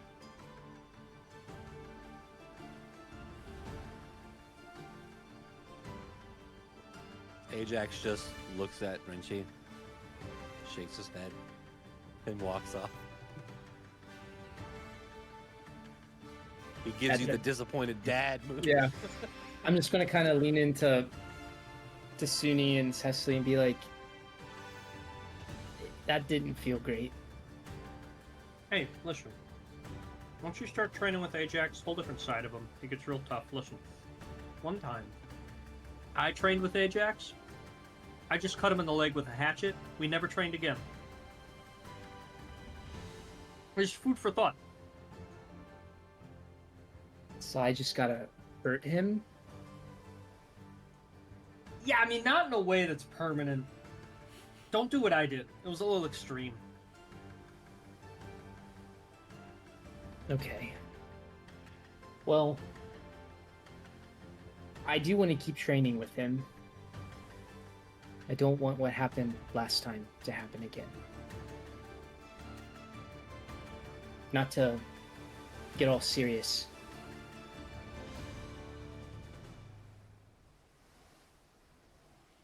Well, I'm going to try and eat breakfast. Actually, I'm just going to go lay down. I don't want to make Suni puke again. Hey, just... Thank you. Remember? She's going to kind of just move her hand. See the motion? Don't fight the motion. Okay, this is what we're doing. You can't control that. You gotta circle with it. Hey. And you can see him kind of walk to the chamber, just kind of... and he's going to go lay down. Ajax is going to find... I assume... Is Carasilla just out on one of the decks of the boat? Yeah, Is she there a deliberately three? moved the non-puke side of the boat. Yeah, Ajax is gonna walk over and kind of just saunter on over and be like, "Are you busy?" No. Did you need something? Yeah, that was a dumb question as a conversation starter. I'm sorry. I see you standing there. I came over to ask you, how are you feeling? We are getting closer and closer to Raven.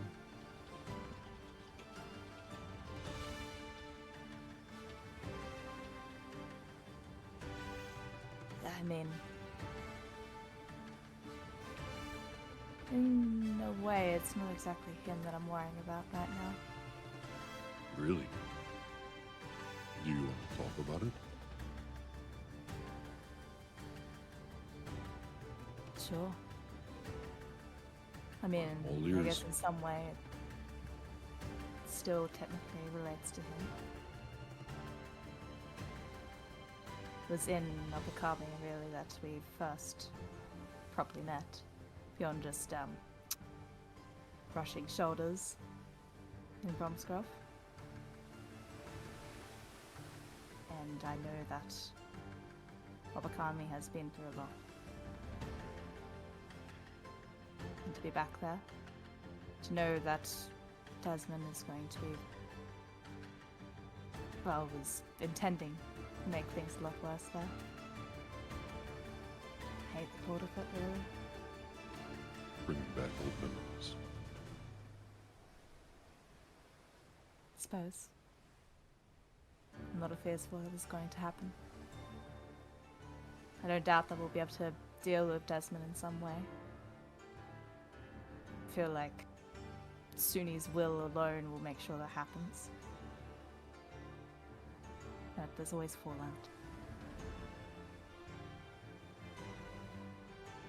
Yeah. But we're stronger than the last time all of you saw. Stronger than the last time you were here. Things will be different. Do you hope so? Come on, Carasilla. You have to be optimistic. Well, I'm trying to be. So we can ask, right? You always are, which is why you're kind of scaring me. No. Joking, don't be- I'm not actually scared. Good. There's a few things that scare a lion man after all. Spiders. Spiders? Really? Well, specifically driders. Oh. Well, that one's They're- a bit more understandable. They're spiders that can talk, hold things.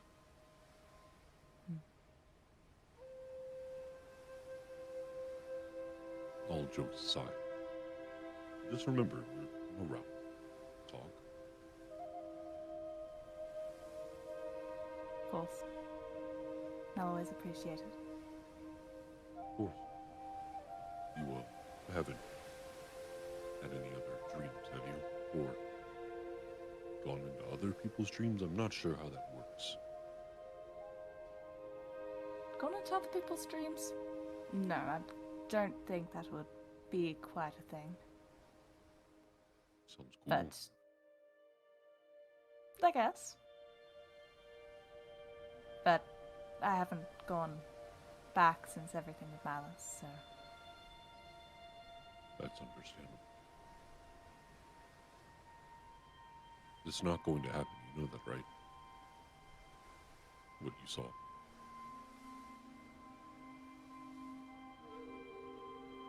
Yeah, I mean, it's all just a dream, right? An illusion. Yeah. We're not going Probably to let tell it on happen. her face. Probably tell on her face that it's just like, you know, she's agreeing with you, but she's really not agreeing with you. Yeah, Ajax kind of picks up on that. And We're not going to let it happen, Carasilla. Carasilla, at that moment, you get this kind of like twinge of pain in your temple. I mean, it racks down into your stomach where the stab wound was. At any, like, particular point, or?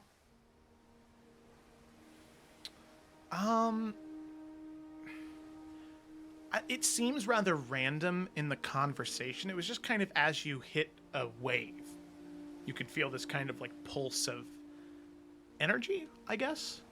And as soon as it hit, it was in your brain first. You felt the pain in your temple, and then it racked down to your stomach. But nothing at Ajax said necessarily, but I don't know. He's seemingly connected to it. Just with the way the two of you are standing, it's very strange. You're not exactly sure. does Carasilla like gesture or make some sort of movement? Oh yeah, absolutely. She's a little bitch. Yeah, she'd probably have that, like, you know, just, I guess, yeah, when you do get like those kind of like hanging head takes, just have that kind of like wince. I think Ajax would kind of move in a way of like, you know, if you see someone fall, you're like, whoa, like trying to like help them out, and he kind of moves in that way. He goes, "Are you okay?" Think I might just sit down. I don't know, something just.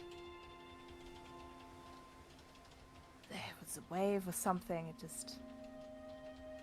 I don't know. Some kind of pang. Hasn't happened before.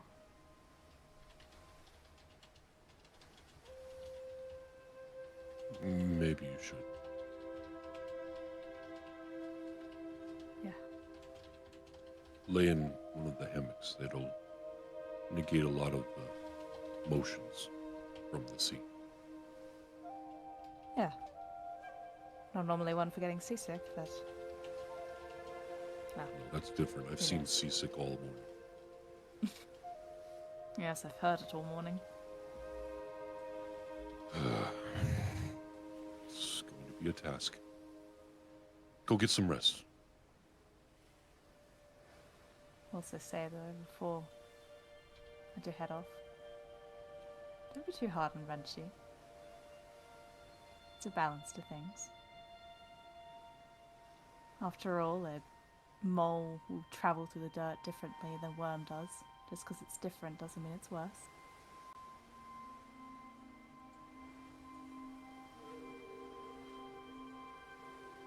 You always have wise words, Carazilla. I have a lot of words. And I have very few. I will let up. I sometimes get ahead of myself when we're training with everybody. Something I unfortunately brought with me from the fight. No, I think it's different than that. I think it's because we care about what happens if we're not prepared. Shouldn't be as hard on yourself as well. It's a new thing I'm trying to get used to.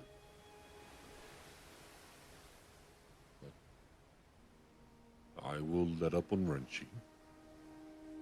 But if I ask him to climb something and he uses his magic to get to the top again, I will be very upset. That's understandable. I suppose. Maybe just be a bit more explicit. I didn't yell or say anything to him. Also, I thought climbing was a pretty straightforward gesture. I don't know, maybe you could lead by example next time. See both of you up there.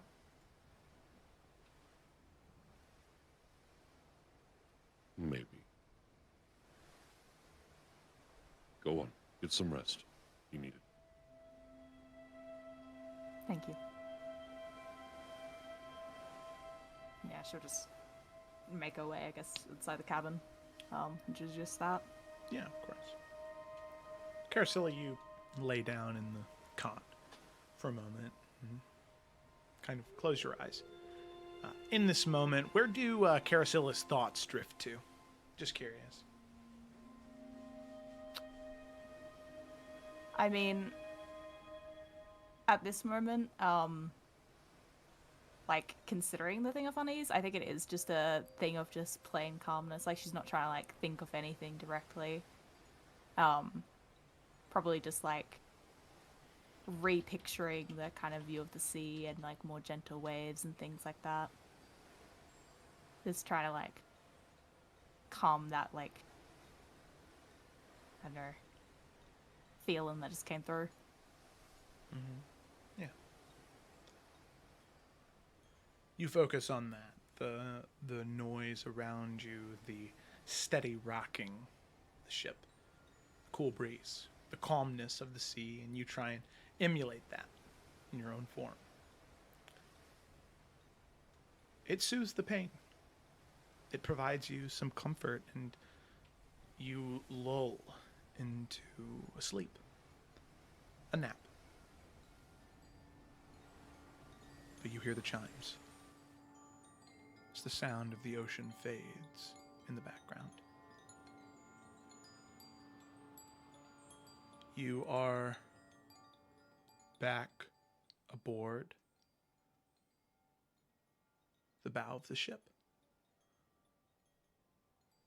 You stand a few feet, 5 or 10, away from where you and Ajax just had a conversation, and you see 2 individuals standing there.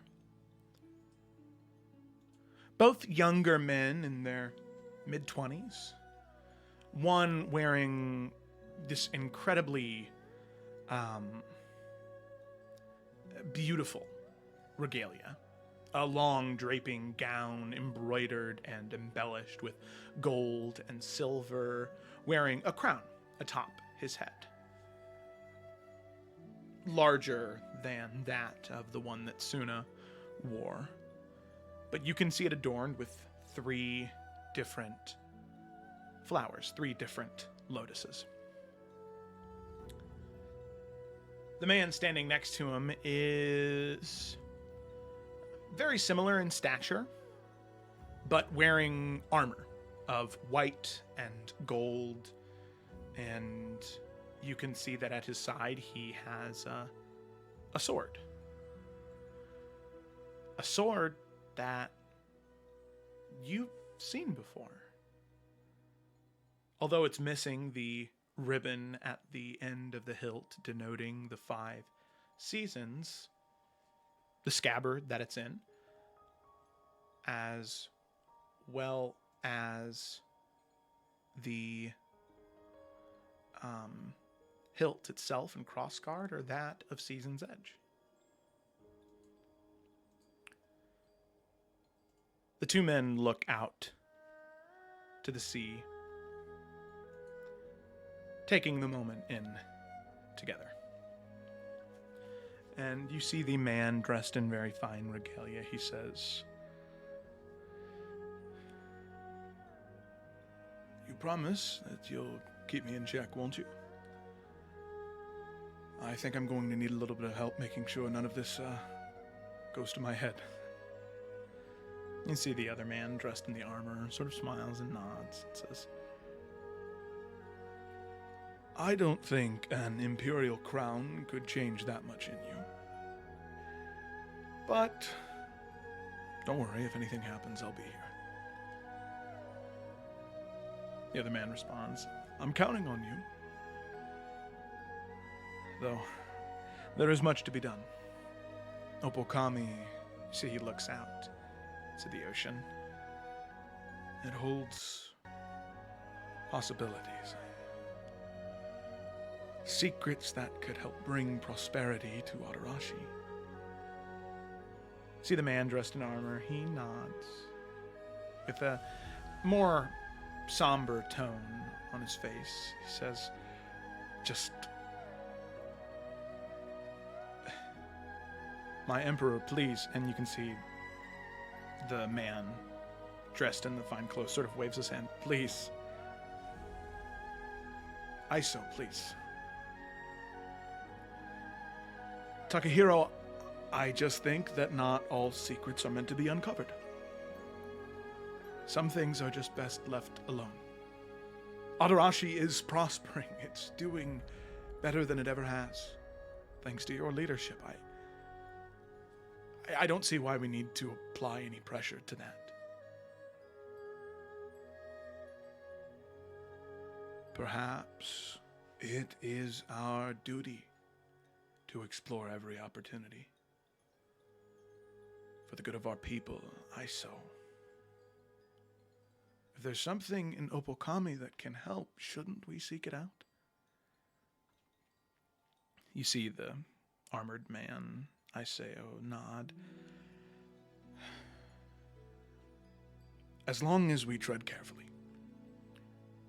My master used to say the path to prosperity isn't always straight, and the weight of discovery can be heavy.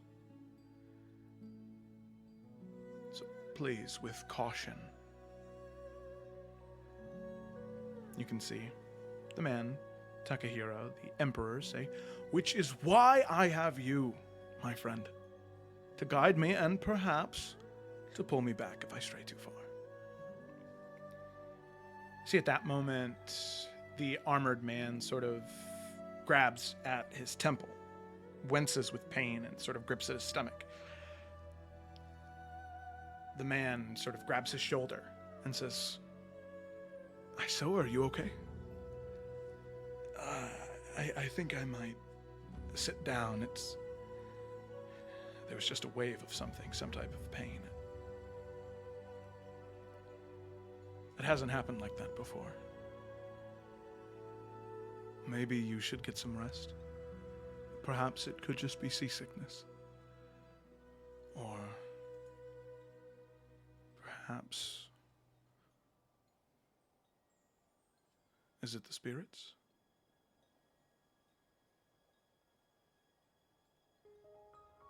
You were named a spirit singer, which is why they decided to make you my guardian.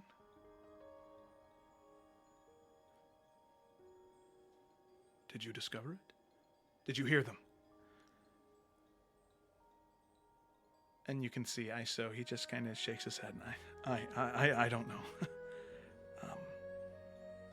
I think I just need some air and some meditation, maybe some tea, and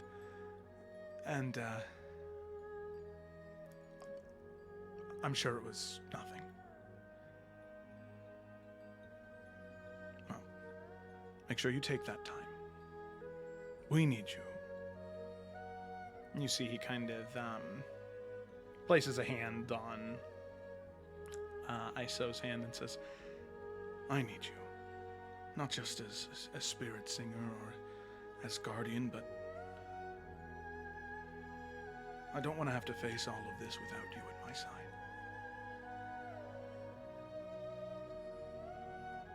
And see Iseo, he sort of nods and smiles and says, you won't have to. I'm not going anywhere. The two of them share a moment and a kiss, and then depart. Iseo heading into the cabin to lie down for a bit. As Emperor Takahiro looks out into the water and looks out on the horizon, and he can see the metropolis, port city of Opokami in front of him. That of Komori. And Karasili, you see it too. It is, I mean, half of the coastline is this massive, ornate, beautiful city. Much larger and more beautiful than, I mean, you would think it would even rival Brahmsgrove at this point. But one thing that strikes you as very strange is you felt a lingering connection to Iseo, and whenever that's happened before, it has been something that they were also a dreamwalker, that they could see you. But he looked right in your direction, and he didn't see you. Which is very, very strange to you, Karasilla. But eventually, the dream breaks. As you wake, you hear the ringing of bells denoting that land has been seen. But all of you hear this ringing. And as Karasili, you come out from your room and look to see what you would assume would be the metropolis sprawling across the bay. Instead, you see a dilapidated ruin, an echo of its former glory, a city that has been laid to waste after so many years of curses. The bell that rings as you hear it is no longer a joyous claim of land and rest. What rings throughout your ears is more akin to a funeral dirge. As you prepare yourselves for whatever is on this accursed isle. The ship sails closer.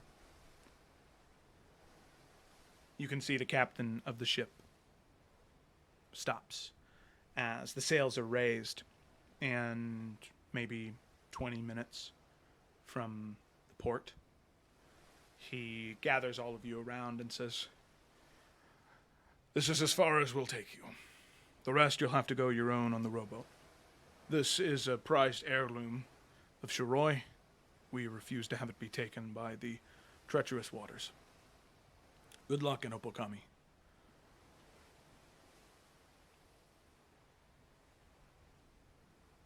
Cecily is gonna lean to the group after that guy leaves and say, if they're worried about the boat, I don't know how much faith I have in our little dinghy they're giving us. We could swim. I guess. I'm joking. Cecily, no, I would not like to swim. Ah, okay. No, I didn't want to be rude. I was considering it. I'm sure we'll be fine in the rowboat. Okay. Can you, do the water thing? Maybe you can make us go faster. I can make the wind go with us, if that's what you mean. Oh, I saw you manipulating the water earlier. Yeah, right now I kind of just can make cool little shapes with it. It's not much. But I can see what I can do. I'll get the rowboat down. And Ajax, being the strong boy he is going to get the rowboat situated.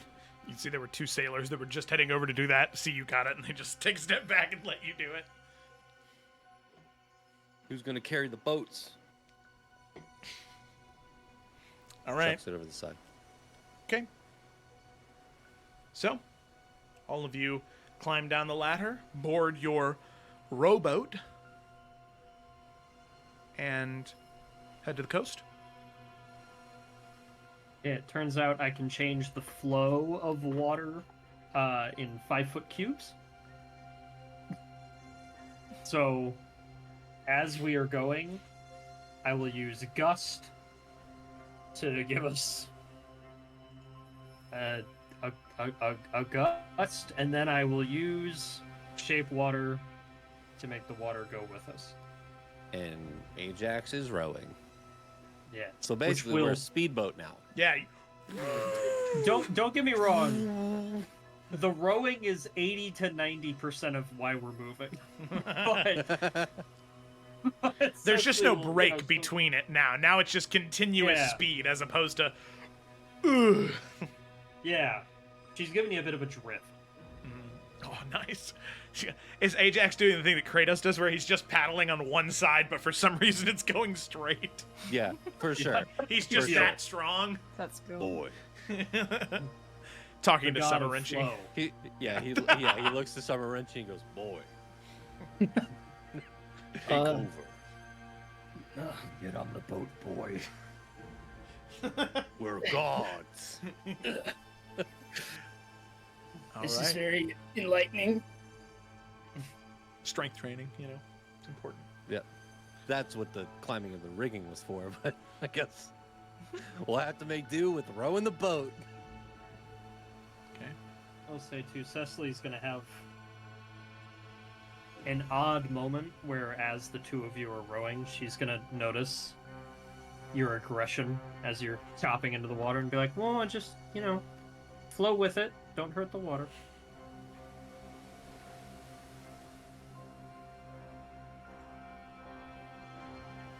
Okay. What, you're gonna do it more? Fucking asshat. So. This is all I know. You We're move here. the boat, paddling along, till eventually you get to this dilapidated dock. There are no ships that come in and out of harbor. The city itself is ruinous, covered in a thick mist. Karasili, you yourself have been to Opokami before. The only way in and out of the island is through this city, and when you were here, it was a bit of a ghost town, but there were people. Ships came in and out of harbor. There were merchants trying to sell goods on near the docks, but there's no one. Not a soul is here. That is, until a group of individuals round the corner. All of you have confronted bandits before. That's never been an issue. Something strange, though. All of you can feel it. Nearby, there are these surges, these flashes, where you can feel the light within you diminish slightly. Off in the distance, it's not flashes of light that you see, but it is these clouds of shadow that swallow light, as if it was a hand reaching up and grabbing it and pulling it down. You hear a pained cry somewhere echoing in the town. These individuals approach. There are 4 of them. 3 individuals sort of slinking in the shadows, hoods up, masks drawn over their face. There's a 4th individual, much larger,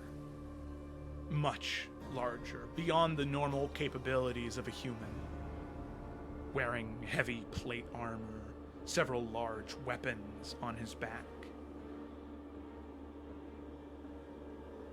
You see he holds a bag of sort at his side. He looks to all of you and says, You all are the wanderers then, yes? That we are. He tosses the bag out in front of all of you. Spilling out, there are several heads, as well as another stone. One that is similar to the one, Suni, you got in a box just the other day.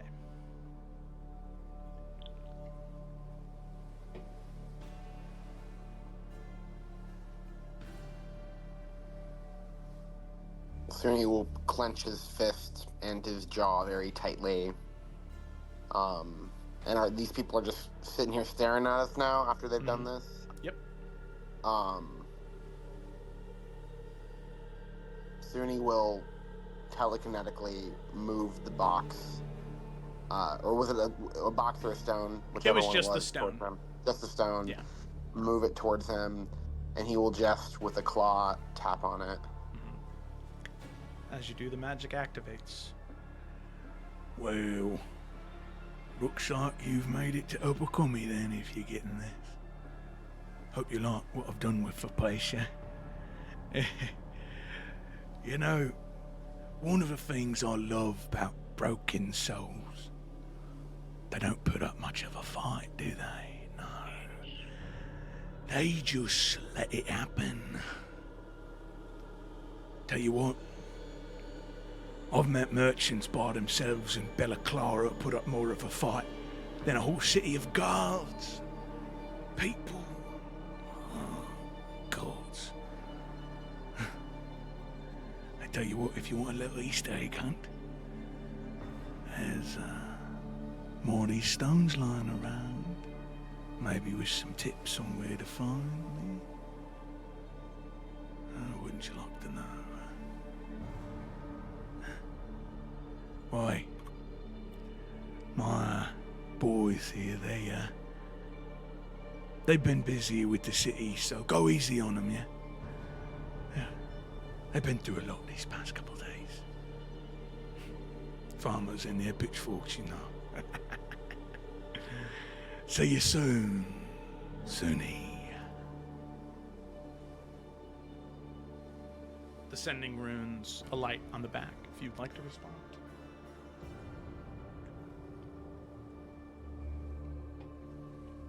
Yeah, he'll say a little more than just fuck you this time. He'll say, fuck you, you massive piece of shit. I'm coming for you, and I will not stop until I dismember every one of your limbs from your body, and I am looking forward to it. As you say that, Suni, the message concludes, it is received, and you hear one back that says, Oh, there he is. My forsaken friend indeed. You sound just like your old self. Well, come on then. Get to it then. as you can see, the massive individual pulls out this sword that is serrated from decay, covered in rust and molded blood. The other three individuals slink into the shadows. And with that, I'm going to move you to the combat screen, but that's not where we're going to end tonight's session. Believe it or not. So, let me go ahead and do a little bit of a transition here. As all of these individuals, the four of them, prepare to fight all of you, readying yourselves. Like I said, that's not where we end it. We instead go back to the city of Maester.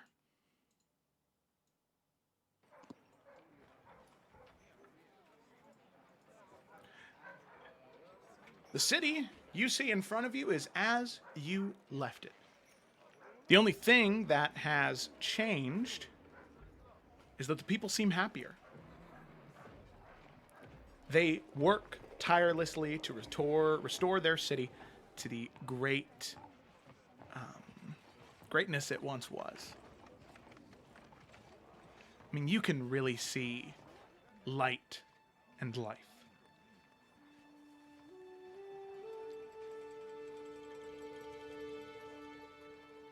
We cut to an individual that the party is also very familiar with.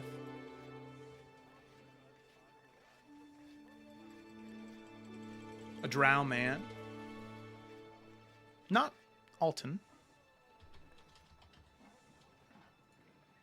Bianca's dad. You see he's working with several individuals and says, no, not there. Let's see, what do we do here? Let's have that. Head over there. I think they're looking for some cloth and parchment, all right? All right. Thank you.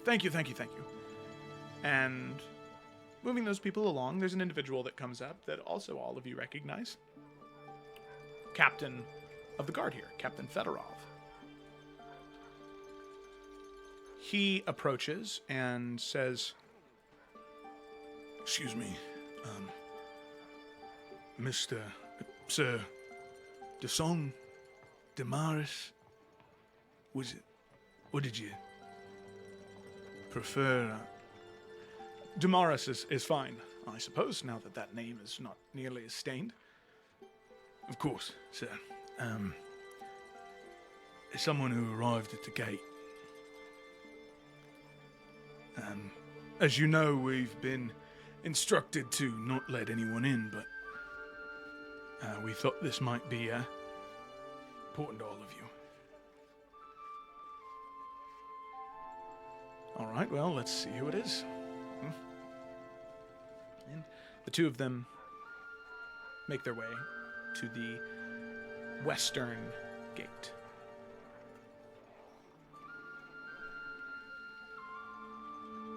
And as they do, they head up the steps and through the parapet. As they arrive, looking over, they can see a tall, broad woman, long braided brown hair, pale skin with these green tattoos that swirl across her face. Bianca's father, his eyes shoot open. Keothi? What are you doing? Open the gate! Let her in!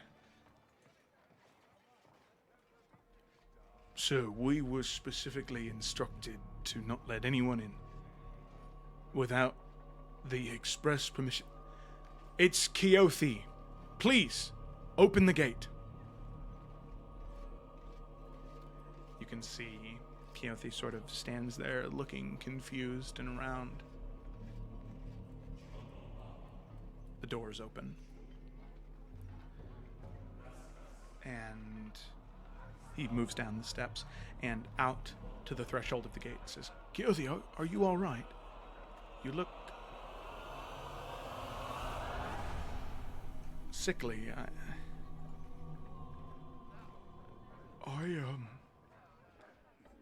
I don't know what happened. There was a Emerald. He kept asking me questions about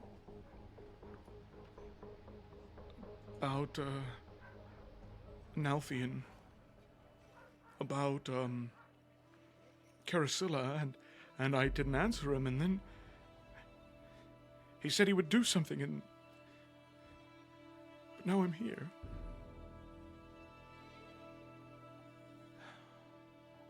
Please, come in. It'll be all right. And he kind of grabs onto Keothi's hand and pats her back and walks her through the gate. I'm confused. Don't worry. It'll be all right. Let's just get you some rest, some food and water, all right? Okay. And the two of them walk. The gate shut behind as Keothi walks with Bianca's father to get some food and much needed rest after whatever she just went through. So with that is where we're going to go ahead and end tonight's session. Be-do-do-do! Thanks so much for watching, everybody. Hope you enjoyed. I know I did. Great session. Thank you so much to Nice and Silverman for the raid. Y'all fantasmic, honestly. Also, hello, Furby. Oh my god. that really hurt my voice to say it like that. God damn, I was really shocked, in shock and awe of that. Thank you so much. You're too kind, my gentle sir. Yay indeed. Woot woot indeed. Thanks so much for watching, everybody. I hope you enjoyed. No Tales of Everin tomorrow, as Nick and I flying out to go to a concert with John. Gonna be a lot of fun. Just out of the blue, crazy. And Isles will be happening this Saturday in Salamander Coast next Tuesday. A lot of cool things planned. Obviously, you want to see what happens in Opokami, because there's some spice, there's some drama, there's a lot of stuff going on, a lot of plot points converging. It's going to be very good. So, let's go ahead and end it there. Thanks for watching, and we'll see you next time.